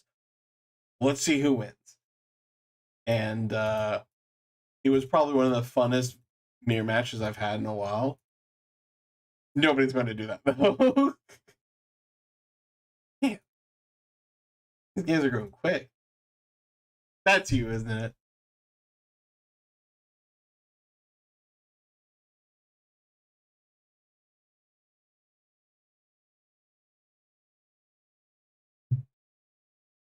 Come on. I don't think people have realized that they do not have to play in the open format.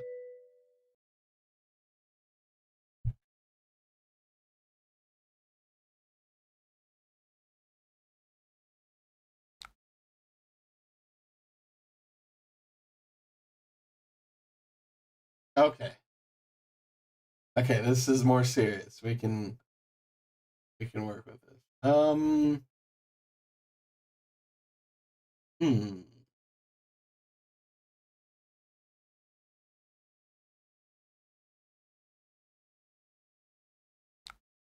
We're keeping this. I think I'm going to get rid of that. That face up. Contain as many 3 blocks in hand jets in case they decide to go off. Put this there so that way we can arsenal this next turn if he doesn't send an attack that matters against.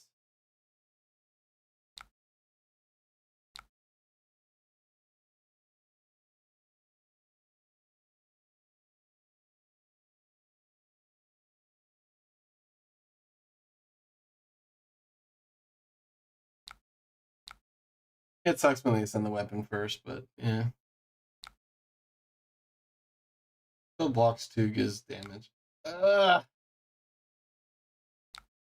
CNC.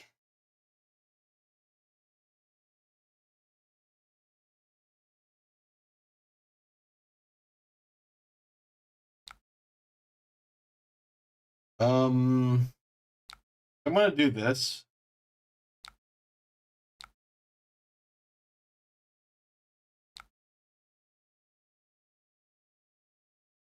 I'm an idiot. I looked at this and thought it was face down. So instead, because of my idiocy, we're just going to do some psychological damage. Because this looks sus as hell.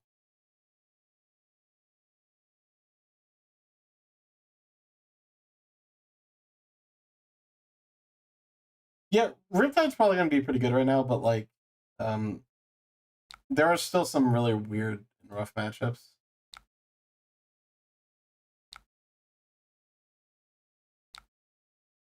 Yeah, I messed up there. I should have blocked a bit differently. It's fine. Oh, 4 go again.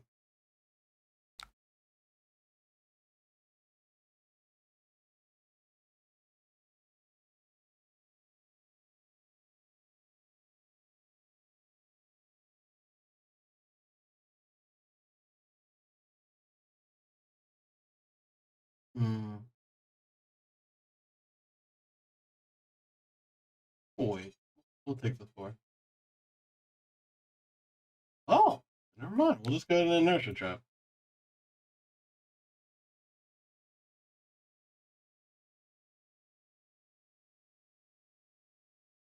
If they send an on hit that matters, I'll block it with something else. I just don't want them to randomly send another CNC and just like hit me hate my life. But at least I can prevent them from doing anything or setting up. We'll take 2.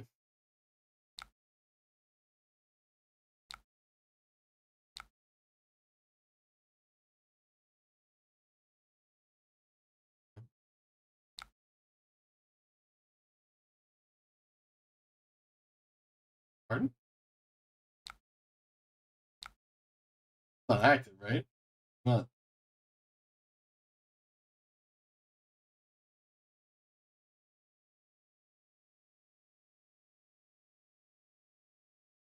Well, this is a decision. So since it's not active, we take 3. We send 9. Well, he hasn't transcended, so this doesn't matter. And he's not going to transcend this turn. He won't have an arsenal. We just block 3.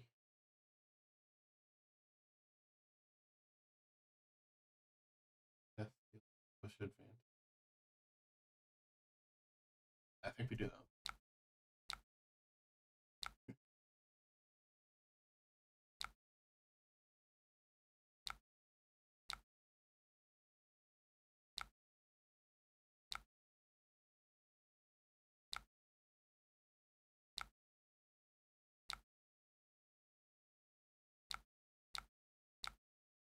I only do this because it guarantees another arsenal, and we can dig deeper towards our collapsing and buzzsaw trap, which are important. And doing it this way, while it doesn't make it 9, it makes it 8, which is still kind of threatening, on hit threatening, and we get to save these for another turn cycle.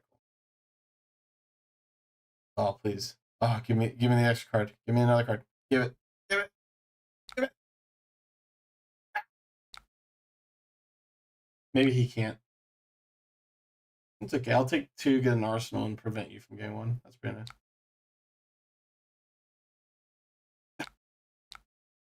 Okay. Did you forget about the inertia? Oh, I'll take that too. That's good. No more value off the Tiger Stripe. Yeah, Tiger Stripe. Oh. I Sure.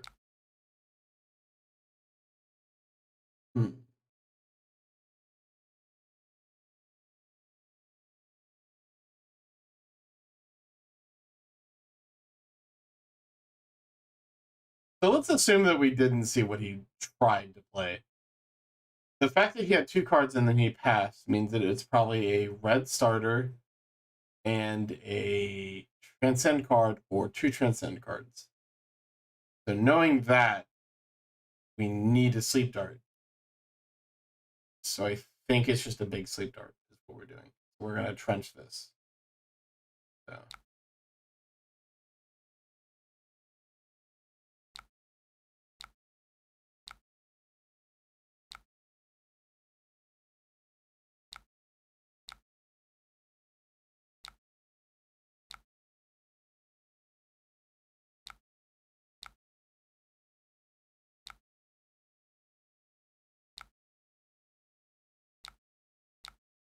Why the cards in the deck? So if you're unaware, the reason why we send Sleep Dart is because it turns off his ability to search, which limits his combo and minimizes how good this turn actually is. On top of also disrupting him if he decides to take it and do a subpar turn. And we got Ponder. Hooray! As opposed to sending 4 and then sending an arrow for 10 to be more damage. It doesn't stop his damage. Oh, you're going to take it. Ah.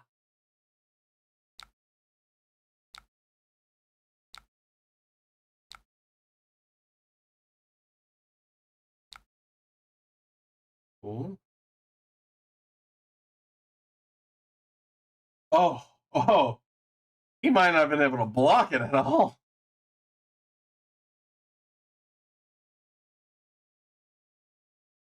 He probably could block for 4.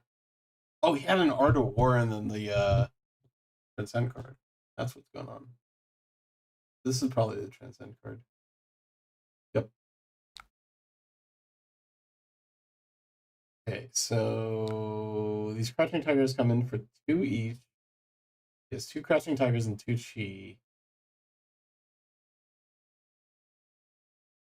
Can't search. Doesn't have any Descendants in hand, and he can't do double bonds kind of order.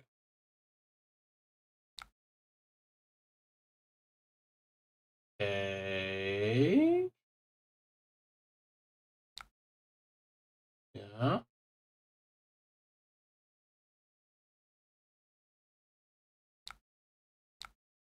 Take 1. Doesn't have Tiger anymore, so that's value.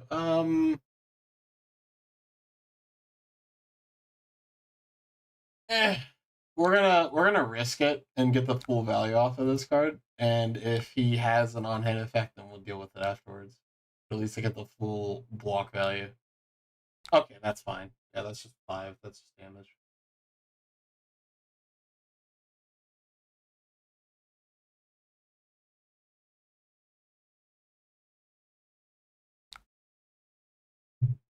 And then 2.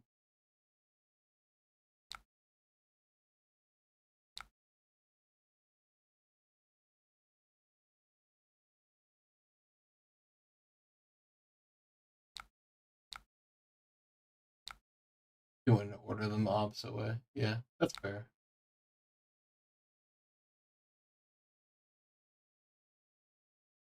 Well, so we have this down and 2 Art of Wars down. This is down and 1 CNC. We're really looking pretty good. And there's a lot.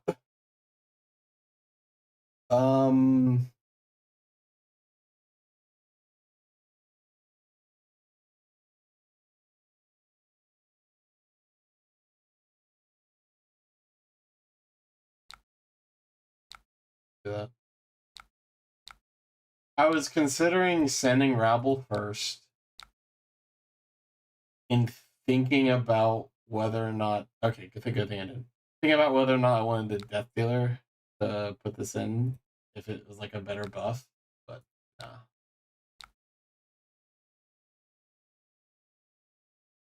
It's probably going to give us this. Frailty only takes off 1 potential damage. It's going to take 6. We do get a second ponder. No, we don't get a second. Whatever. Okay. So there's no more armor. Where's our class? Hell. It'd be real nice to hit it. So we're taking 1 here. Good thing is we have full armor up. We are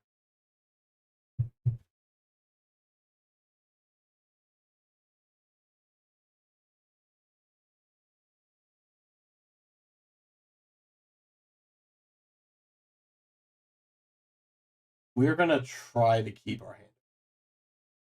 Depends on what he said.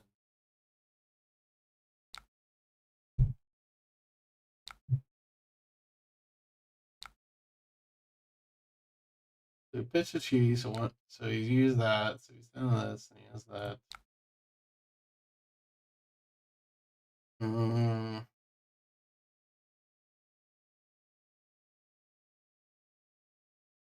think that is the damage threshold. I'm gonna just block. Keep our life total as high as possible and just send 7 or 10.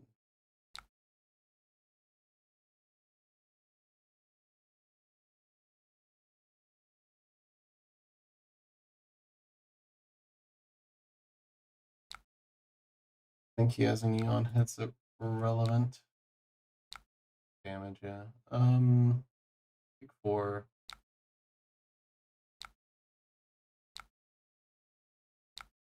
Fuck. We send 10.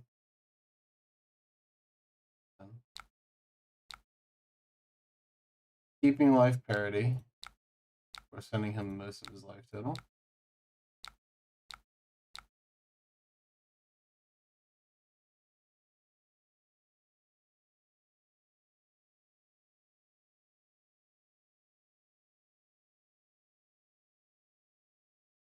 Oops. I don't know why I went there. Oh, his hand is bricked. Have this. I have red hundreds left. Taking 4. These are 2 new blocks. One's probably an Art of War. Where he has like a transcend card and then like a 1 cost. And he's just gonna send 2 and 4. Or that. Ironic. Okay. How do we want to do this?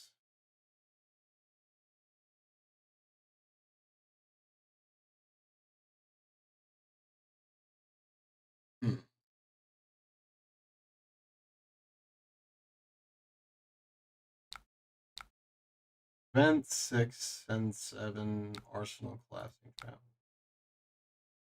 We just reforce tempo back to kind of leverage this endless arrows is carrying us through the deck. It's looking a little thin.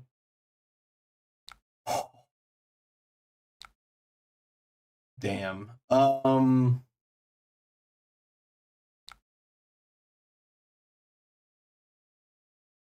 think we just whatever. So we put cards back in the deck.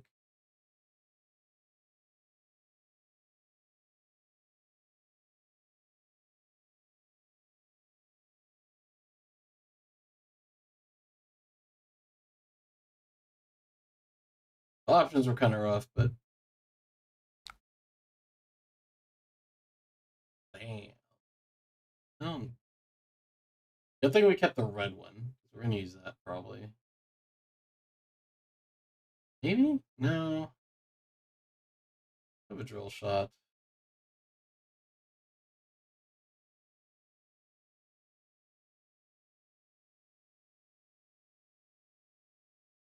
Think. Do this.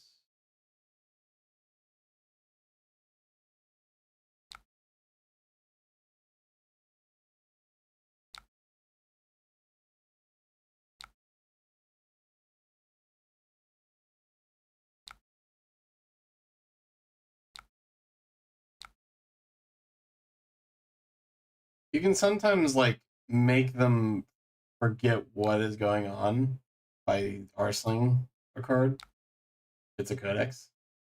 Just because like people assume if you're arsenaling a card on Riptide, it's not codex. Because why would you arsenal the codex? 8. I'm about to send 7 their way with basically on hit death. So they'd have to full block. Just have chi, they send 2. They send gas. 4 into 3 into 7. Oh, they were just dead. Oh, they were super dead.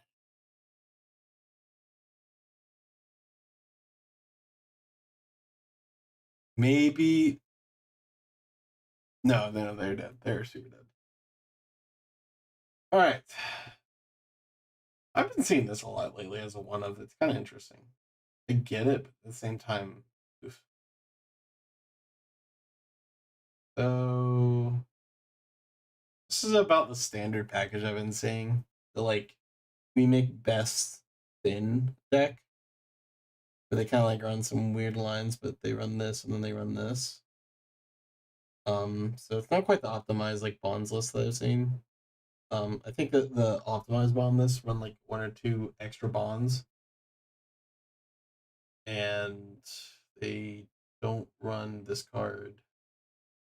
Yes, it does. 2. It's 2 of this. I don't think you run this card.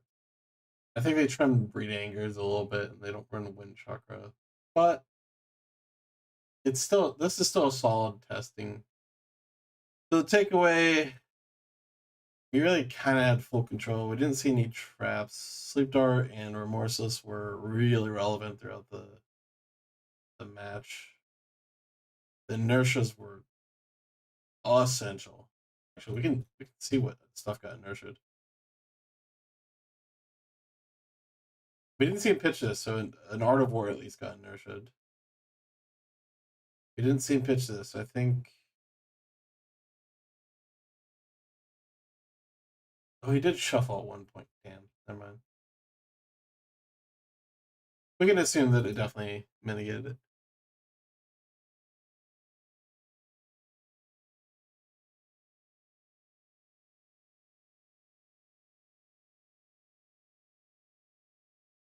That all you got is not bad. The problem is you only get value blocking it for 2, and then you get to draw the card at the end. Like for your turn cycle, which guarantees an arsenal at least. But that means that you're blocking 2 damage on a 3 block instead of 3 damage, which is kind of rough. That's an offensive game plan, I think. And at that point, like, wouldn't you just be better off running Balance of Judgment? We're assuming that we have like 1 to 2 sideboard slots. So it's like, wouldn't you rather have Balance of Judgment or like just an attack at that point? I think if I added another D-Ract, it would be another Inertia Trap or like a 0 for 4. Like a Sink Below, just to dig deeper into the Lapsing Trap. But even then, I kind of don't want to do that. It's just adding more D-Reacts into an aggro deck just kind of feels bad, because then you can break harder. That being said, Sink Below does technically unbreak hands, so that's why it's a potential.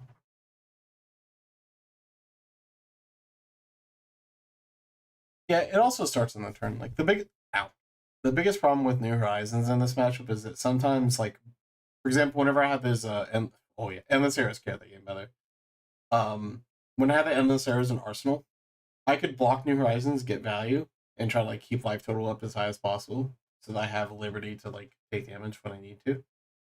But then I would have to give up a turn cycle because that was the only arrow I had access to, or that I could utilize sufficiently. So I was locked out of blocking with this. Versus if you arsenal a Endless Arrows in the same exact situation with Balance of Judgment, you can just block with it. And then you can loot or you can just wait. So it just gives you more liberty with the head slot. That's the only argument I have in this specific matchup because it's so tight.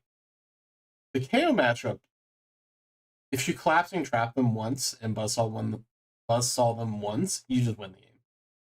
You just outvalue them eventually because they start running out of ways to give go again, or just efficient damage that they can do, or they start just like losing all their cards. It's a lot easier. I've only lost the KOs that like do the definition of god roll, while Zen has just I drew better. So god rolls you can't plan against. I drew better, you can plan. If that makes sense. I'm probably not making sense. I'm rambling.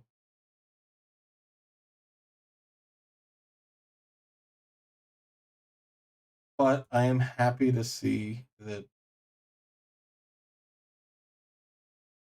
the cup is mine. I'm happy to see that the core deck itself is doing a lot. Oh crap, I need to.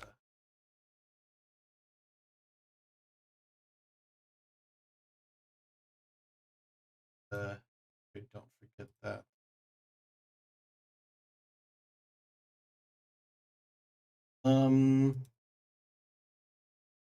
Okay. Standard build.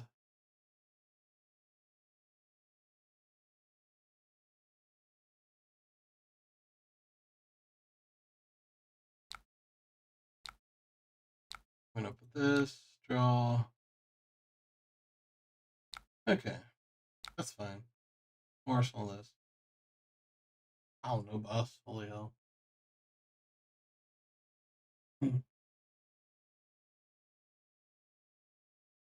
But we can block for 12 and then send 8 or 9 effectively.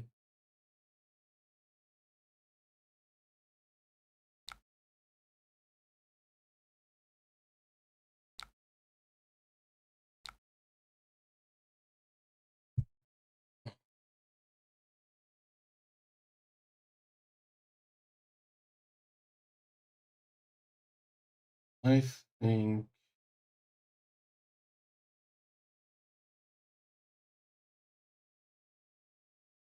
we give one shot.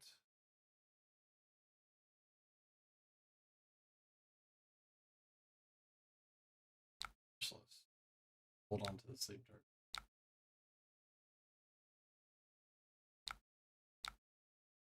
Unfortunately, we're pretty locked onto what we can actually do.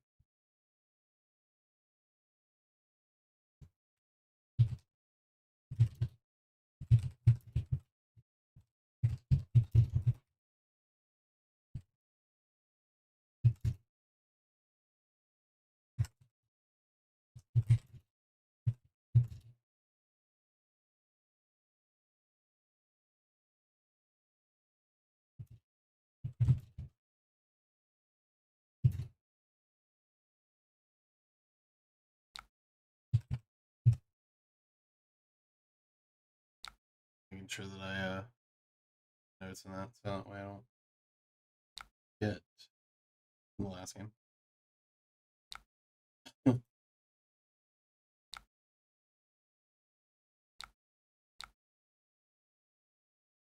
So if I only get to keep one card, I'd rather send a sleep dart for 5 than like a bolt shot for a little bit. Alright, well, go to life parity.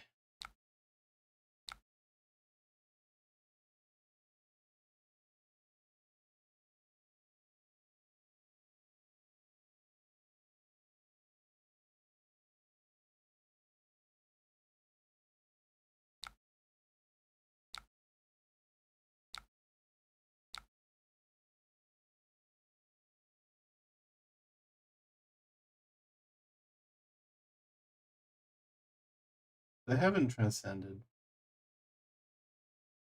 I don't think I trade 6 for 8. Let's take the 5. I'm gonna put them way lower the next turn. So I wanted to send the sleep dart, but I think this might just be a better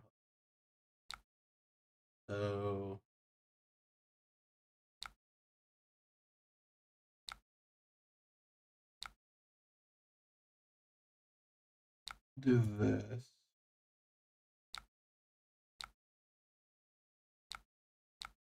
So in the case you have those two buffs, you always send this with pre-med, because premeditate is like quote unquote the least threatening, while seek and destroy is the most threatening. And if I split it up, then I can get my ponder token and then say, okay, I would like you to actually block this, as opposed to front running it.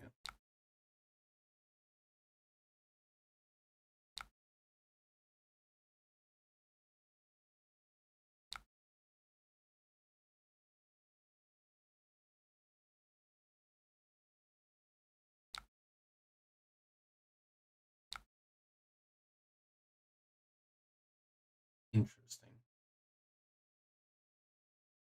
I want to take his one block, because this blocks a breakpoint. Now this gets no value. So when it's literally just reads give a crouching tiger.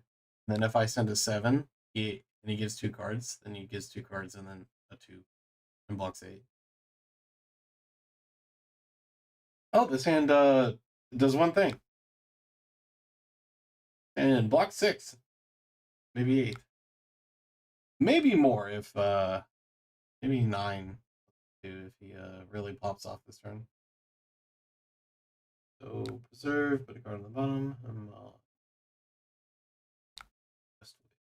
Knee search.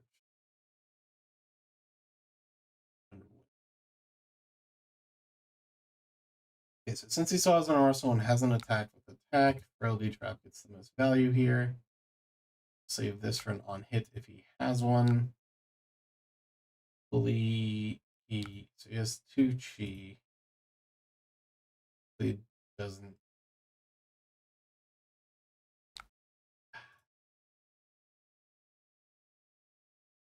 Say if he doesn't have it naturally, it's better.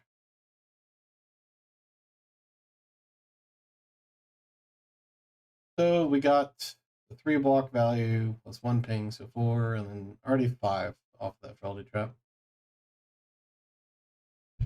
Which we need. Huh. Interesting. Okay, so we're going to try to sequence this with Tar Pit.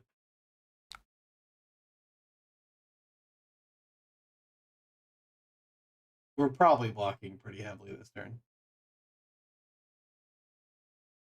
Which sucks, because I wanted to send 7 with an arsenal or something like that.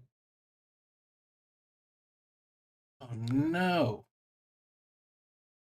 Oh, he has another one? Gross. You have enough to do everything? Probably. Yeah, we'll just take 3 and then see where. Disgusting. This is what I was talking about, a more optimized build, because they run like yellow or blue bonds, one of the two.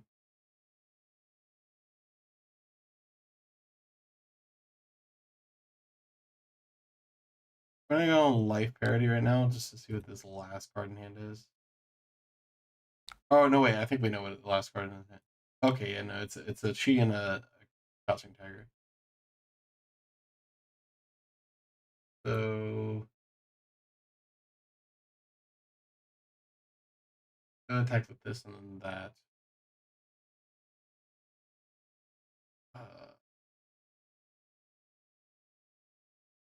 We're just gonna we're just gonna get boots. We're not gonna be able to block it through the tigers. 6 value.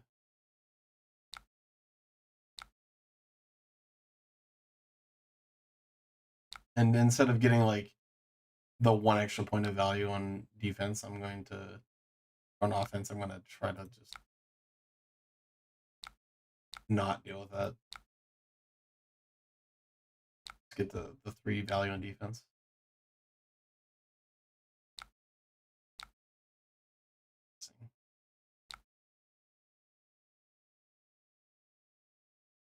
We want to put them lower. We want to be able to block with New Horizons. So 2 of these are going.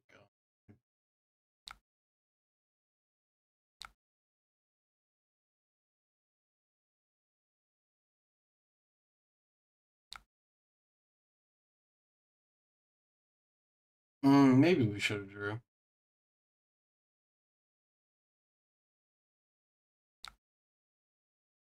That's gross.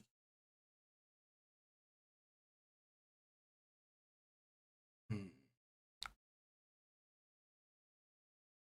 gonna try to see about keeping this. Oh, thank God we gave 2.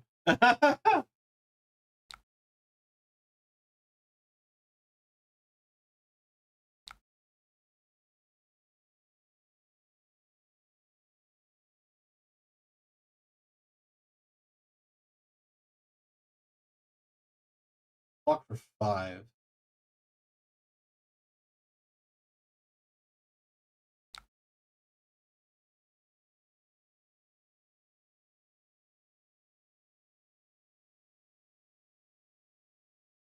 Interesting.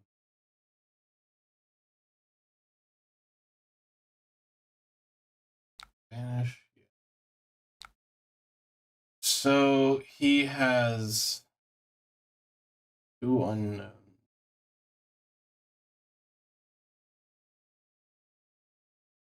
Take this. I don't know what the rest of. Oh, it's just 5. Perfect.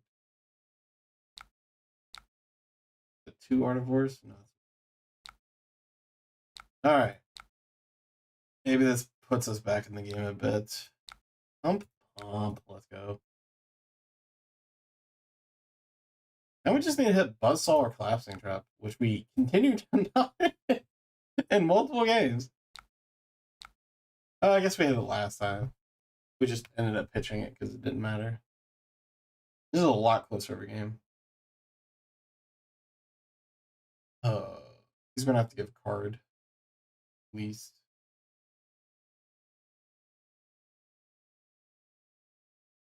He's gonna give me all armor, I'm pretty sure. Unless his hand's not great, then he's probably just gonna say, I'll reset the turn cycle. Does that? Woo! Thank God.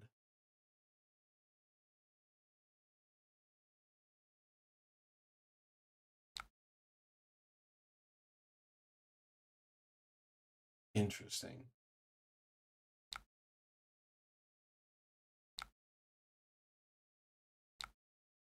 His hand can't be gas. It has to be very subpar. Oh, there's the buzzsaw trap.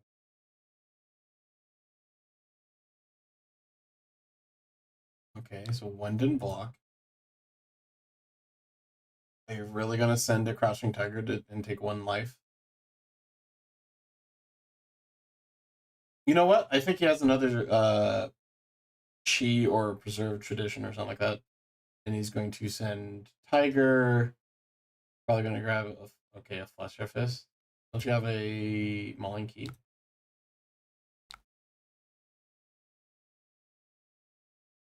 I think I'm going to block 6, then 7.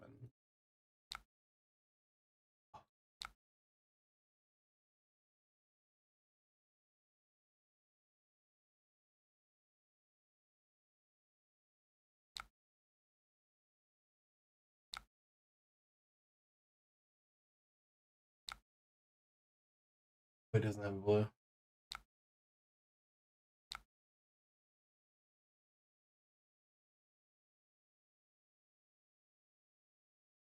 Or he does, and he's switching it to that. Sucks I don't get the trigger on this, but it's fine.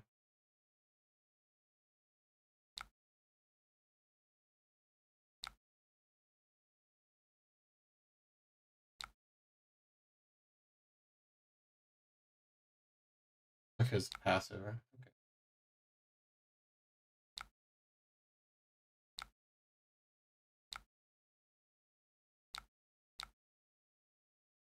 So he's going to give us armor here, for sure.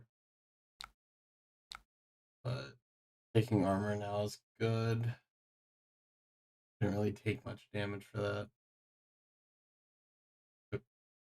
Actually, I think we took 1. Yeah, we took 1 damage for that.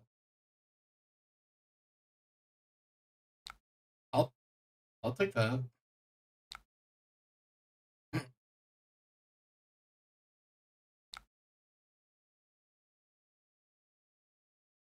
Kind of. You are trying to save your bolts. Yeah, more or less. You're trying to just get a huge amount of value off of Rain Razors through bolts and Falcon Wings. That's the cards that you try to arsenal or to shuffle back. Unless you're going for the Murky combo, and that it was. Ooh,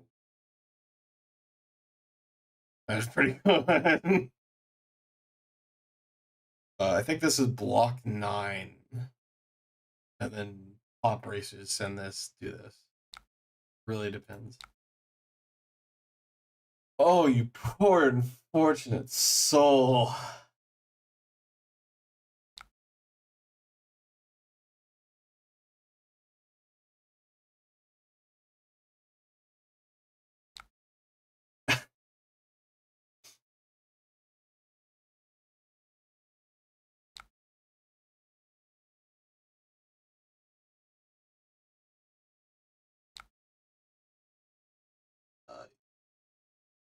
Ooh. I didn't expect them to have a second energy. That's fine. We got rid of a chase the tail. Pretty good. I'm paying number 1. Of course.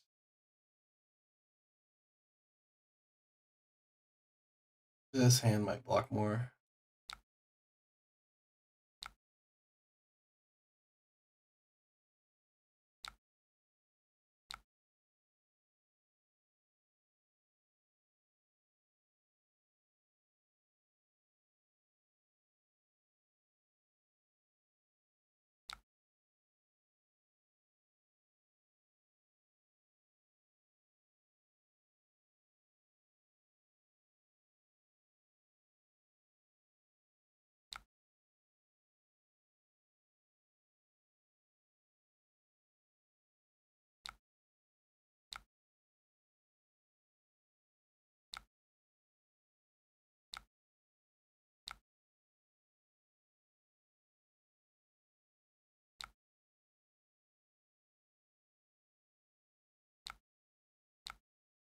I know I didn't get value off of it earlier in the chain, but I didn't know what he was going to search for, so I didn't want to waste the 1 point of block. I don't have an arsenal.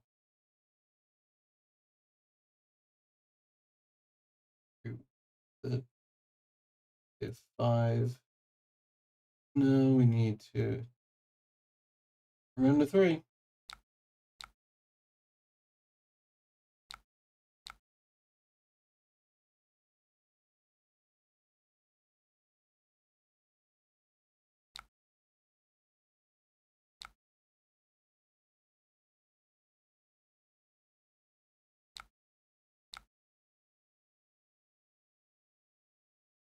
It also nerf their arsenal and their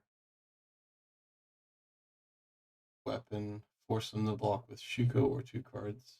Yep, that works. Then next turn cycle we can do something. Force more cards out of their hand. Good, we got that out.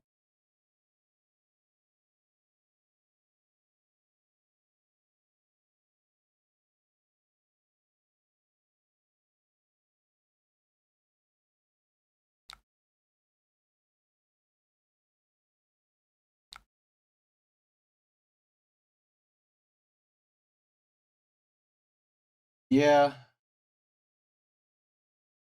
I can see that, yeah.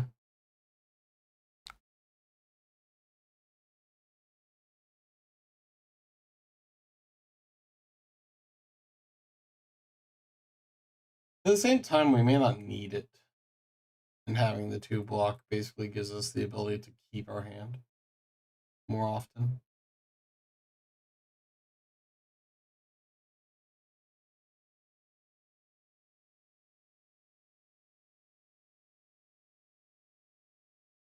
So, crouching in hand.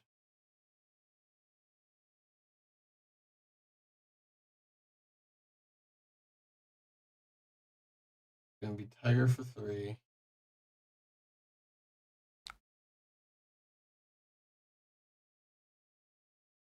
Tiger for 3. Probably attack with weapon for 2. Yeah, definitely. Attach for weapon for 1. I think we give up trench right now.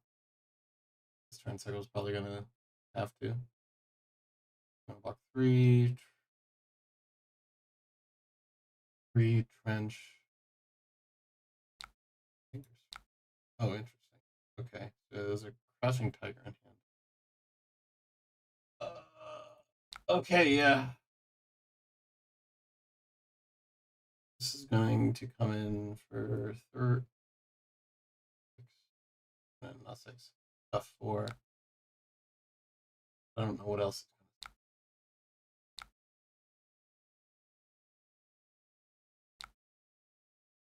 Hmm.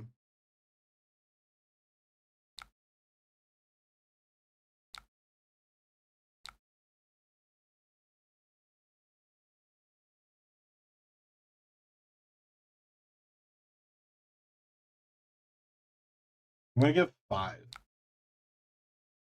Just in case he has some shenanigans.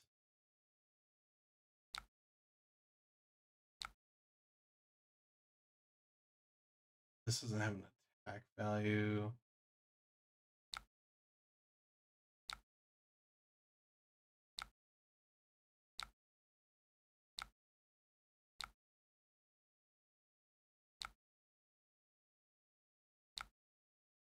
Not hit a blue. Perfect. Okay. How many traps do we have? We have 1 inertia. How many frailty do we have? We have 2 frailty and 2 tar pit trap. So we have 5 damage in deck. We have deterministic lethal. We just have to not die. This deck's fucking dumb.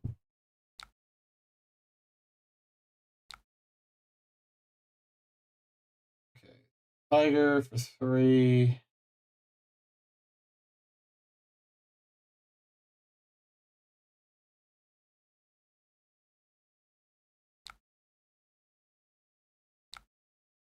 Yeah.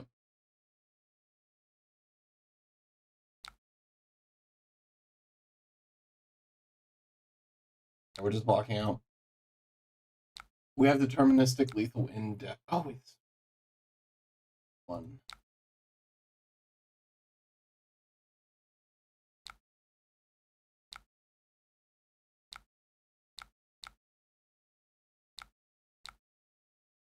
Just give us like 3 go again traps.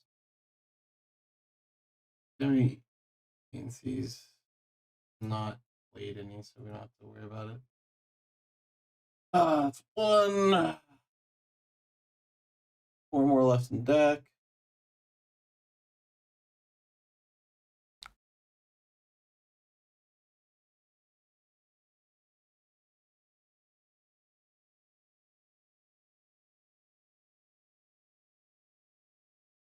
He has to be running out of go again.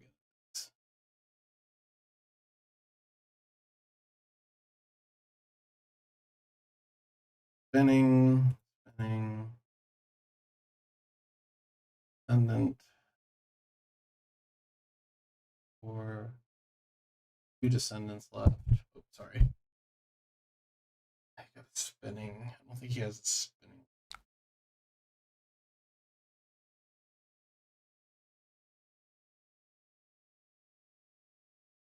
Last one.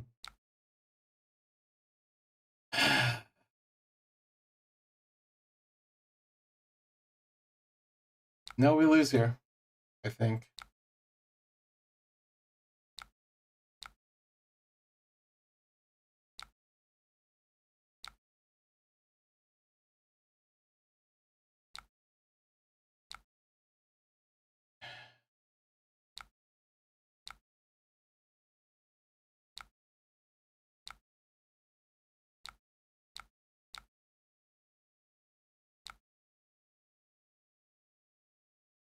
So damn frustrating, dude.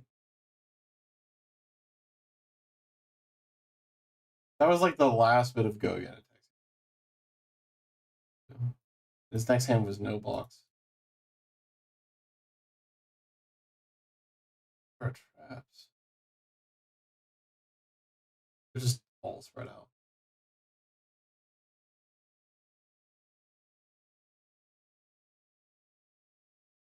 Yeah, just think like I was talking about the 4 points on that, or like the 3 points on that. We technically wouldn't be alive, but like here's an example of like we didn't really get value out of bullseye bracers. So adding 4 life minimum means that he'll die here, but get a lot more liberty earlier in the game. If you combine that with Bounce of Justice, and that's 4 plus, we'll assume worst case scenario was a 2 block that we drew. That's 6 life, so we live here.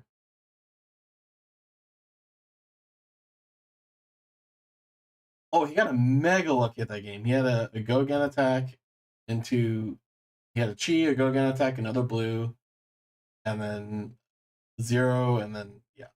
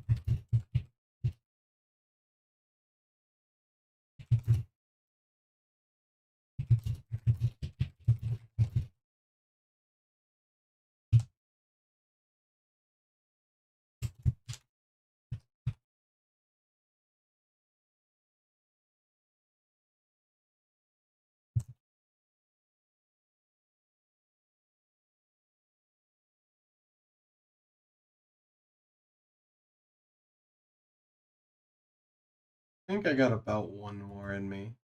All a day.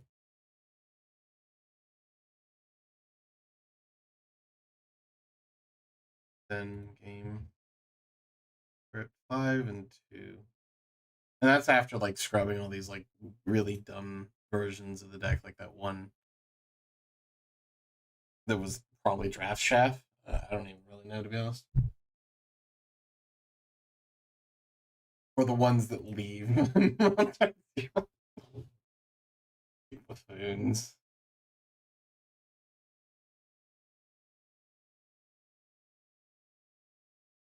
I can appreciate someone being like, I still want to play Katsu.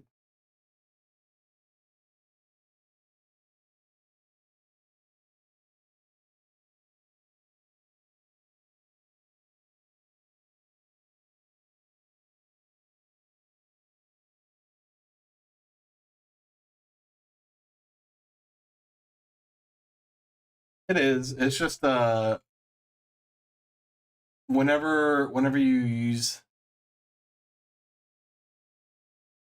we considered cutting it down to 2, but the problem is like whenever you have New Horizons, the card yields so much advantage over the course of the game. So just sending it and it hitting is 5 damage plus 3 off of the card that you get. And usually you're trying to like combo it with like a codex play, so you get a double arsenal. And a lot of times that can mean like so much. Also, the psychological warfare of hitting a collapsing drop off of it is like perfect. Oh, if Heatseeker gets blocked out, perfect.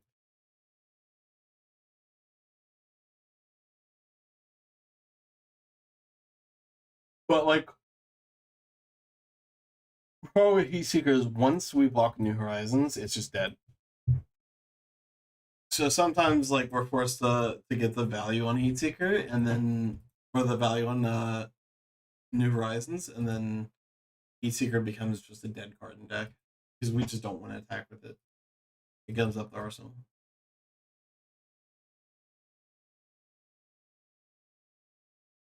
But trimming it down to 2 has been a thought. But then you got to compare it to like at this point what you're actually replacing or putting in instead of it. And it would be like an infected shot, which is like pain.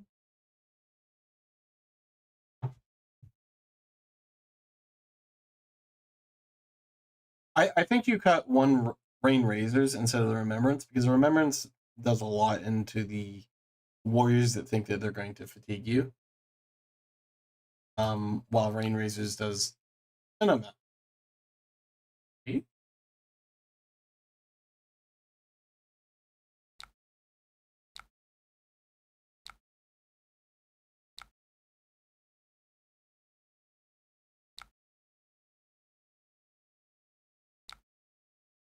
All right.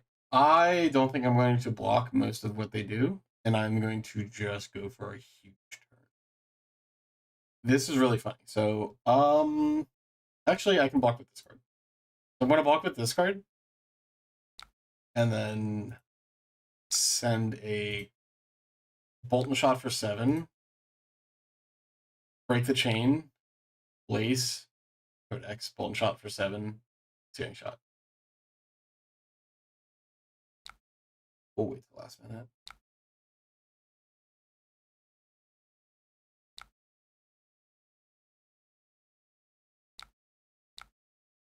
I am perfectly fine taking 6 to send at minimum 18.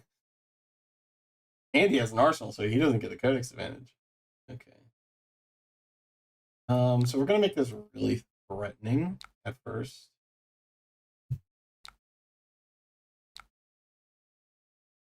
Oh yeah, this turn is sick. I love this dude.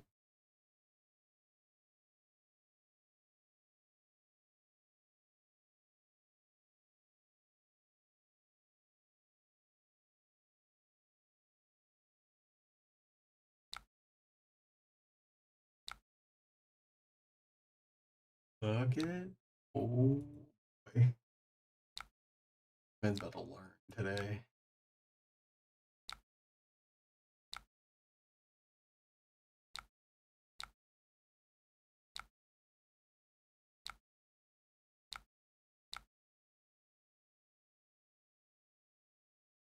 Okay, so far the value on this turn has been 20.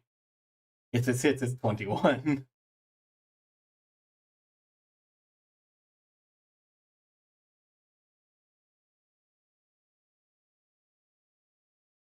You use it in like very particular matchups. Typically using it against your aggro matchups. Yeah, like your main aggro matchups that you're not like trying to fatigue or something. Oh, this is funny. This is adorable. It's necessary because it makes a lot of the hands operate because you can either push hard advantage or you can. Oh, this was a 21 value turn plus the frailty 22. Well, plus the frailty, we'll keep track of that. Plus the ponder, so this is a 24 value turn, and then we'll keep track of that.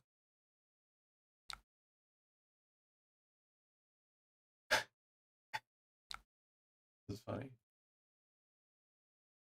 Okay. 25.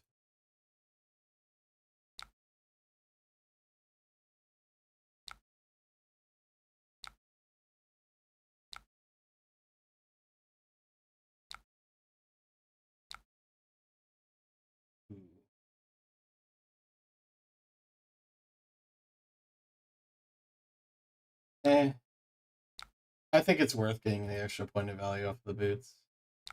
Because otherwise we take one.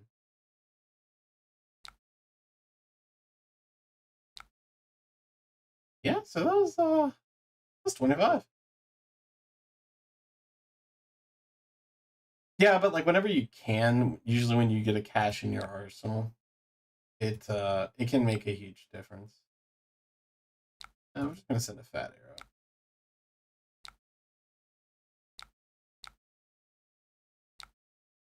So like sometimes when you just trench an arrow, like I've had times where I literally have an endless arrows in arsenal and endless arrows in hand. So I trench the endless arrows, death dealer, put in the endless arrows, and then I draw either a buff, so I get to go for 7 instead, or I draw a trap and I just go, I sent the same exact damage, but I got a better arsenal target. So this looks like a slightly updated version. Deck 3, they got 2 frailty, so this does nothing, this does nothing. And then they got a blood rot. They might just pass turn pitch. Oh, that's exactly what they're doing. The good news is this deck, I think. Oh, okay, they didn't. Oh, they're taking 2. Hmm.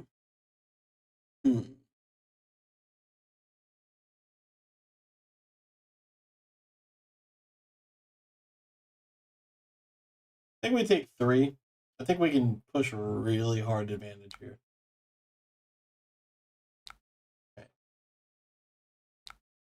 This is fun.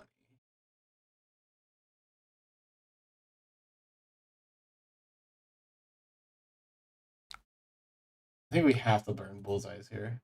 I don't think that there's a real way for us to do anything else. Just send bullseyes or bone shot for 5.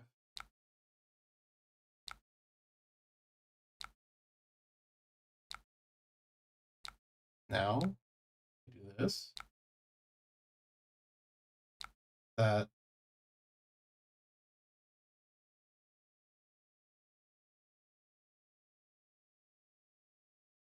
I think we pushed in.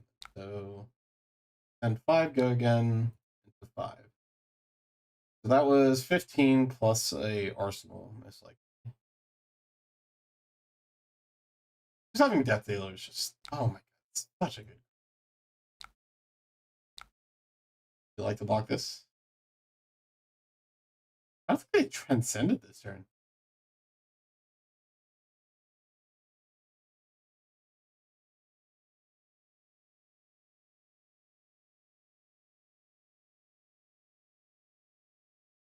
Or it's not that complex, just give armor.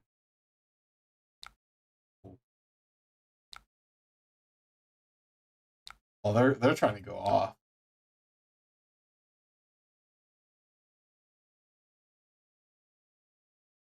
We have, yes, we do. We're blocking 6 and a lot.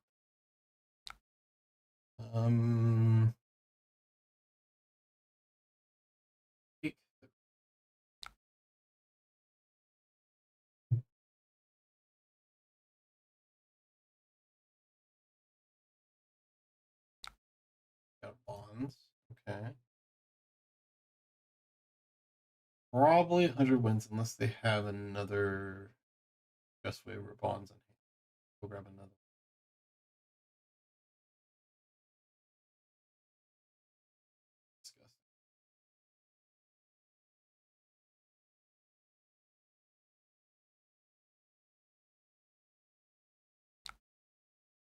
Blue. Oh, they got Transcend card in hand.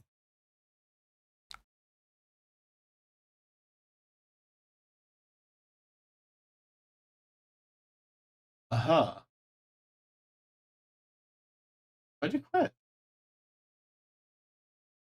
Play 100 wins. Play that. Transcend. Search. You just search for another spinning wheel kick. And you just spinning wheel kick, spinning wheel kick.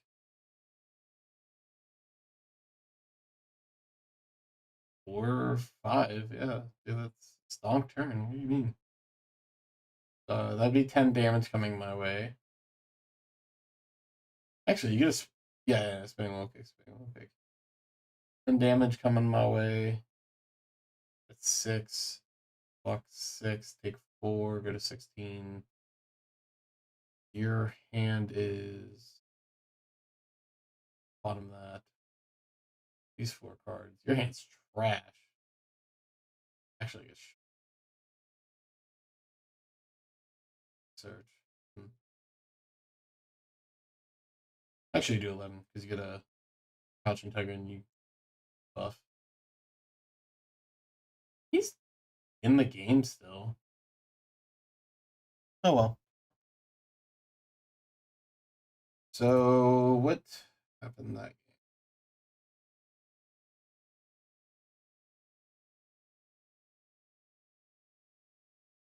Constant pressure.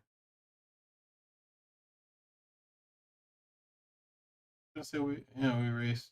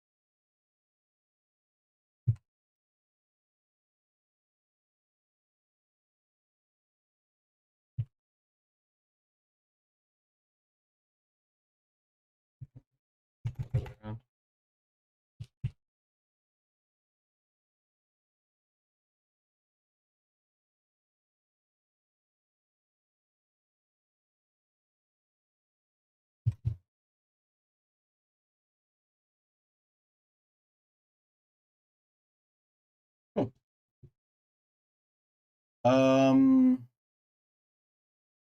So they're going to send 11 at us. So I do not feel like going to 9. So I'd probably block for 6. Take 5, go to 15. Hang them for 1. They go to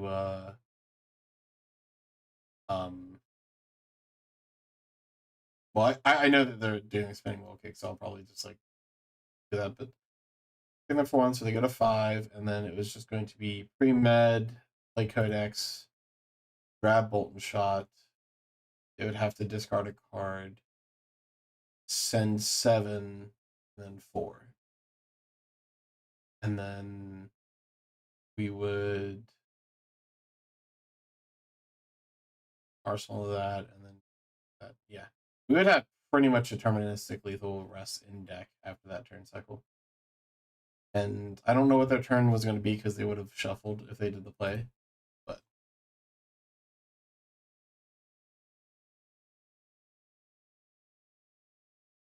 going to 9 against this deck is kind of risky because then if you just have a bad hand and they take tempo, they can just beam your butt in. Yeah, it's face up. Yeah. And then this game's go again.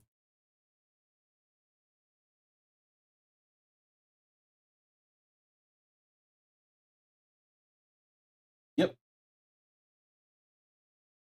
The on hit for the pre-med doesn't really matter that much. It gives us more flexibility on what we choose in the arsenal, but in this case it wouldn't have mattered. But they're at 5, so yeah, it's just plays like these that are nice, and you can't do these plays if you do not have New Horizons, and that's the cost of like not running it. That's why I want to test the balance of judgment and just see how many times it matters.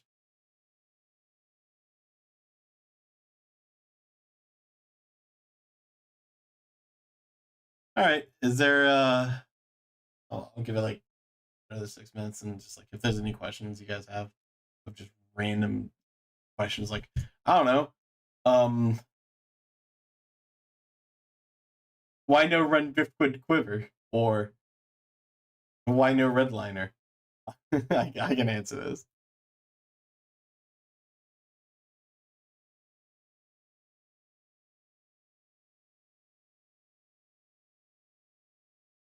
Doing pretty good. 6-2. What's that actual Oh yeah, I can 75%.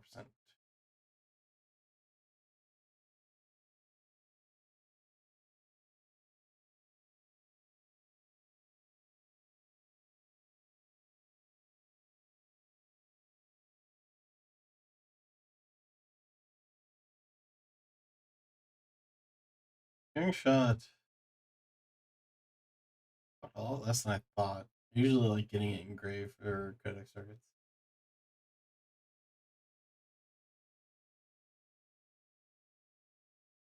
Well, I definitely favor the remorseless more than I do this week, apparently.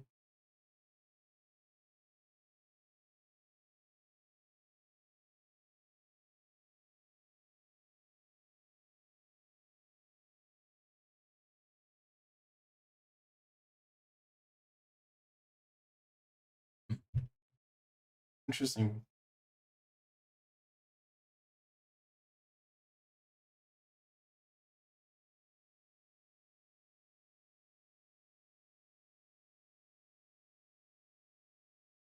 All right, if you guys have no more questions for me, I'm always available on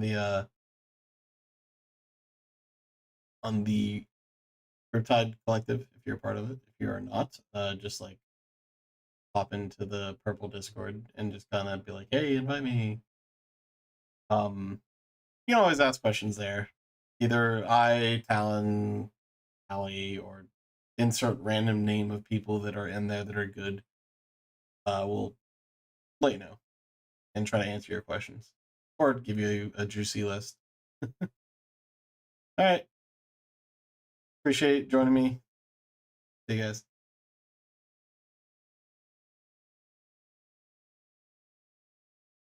Is that what?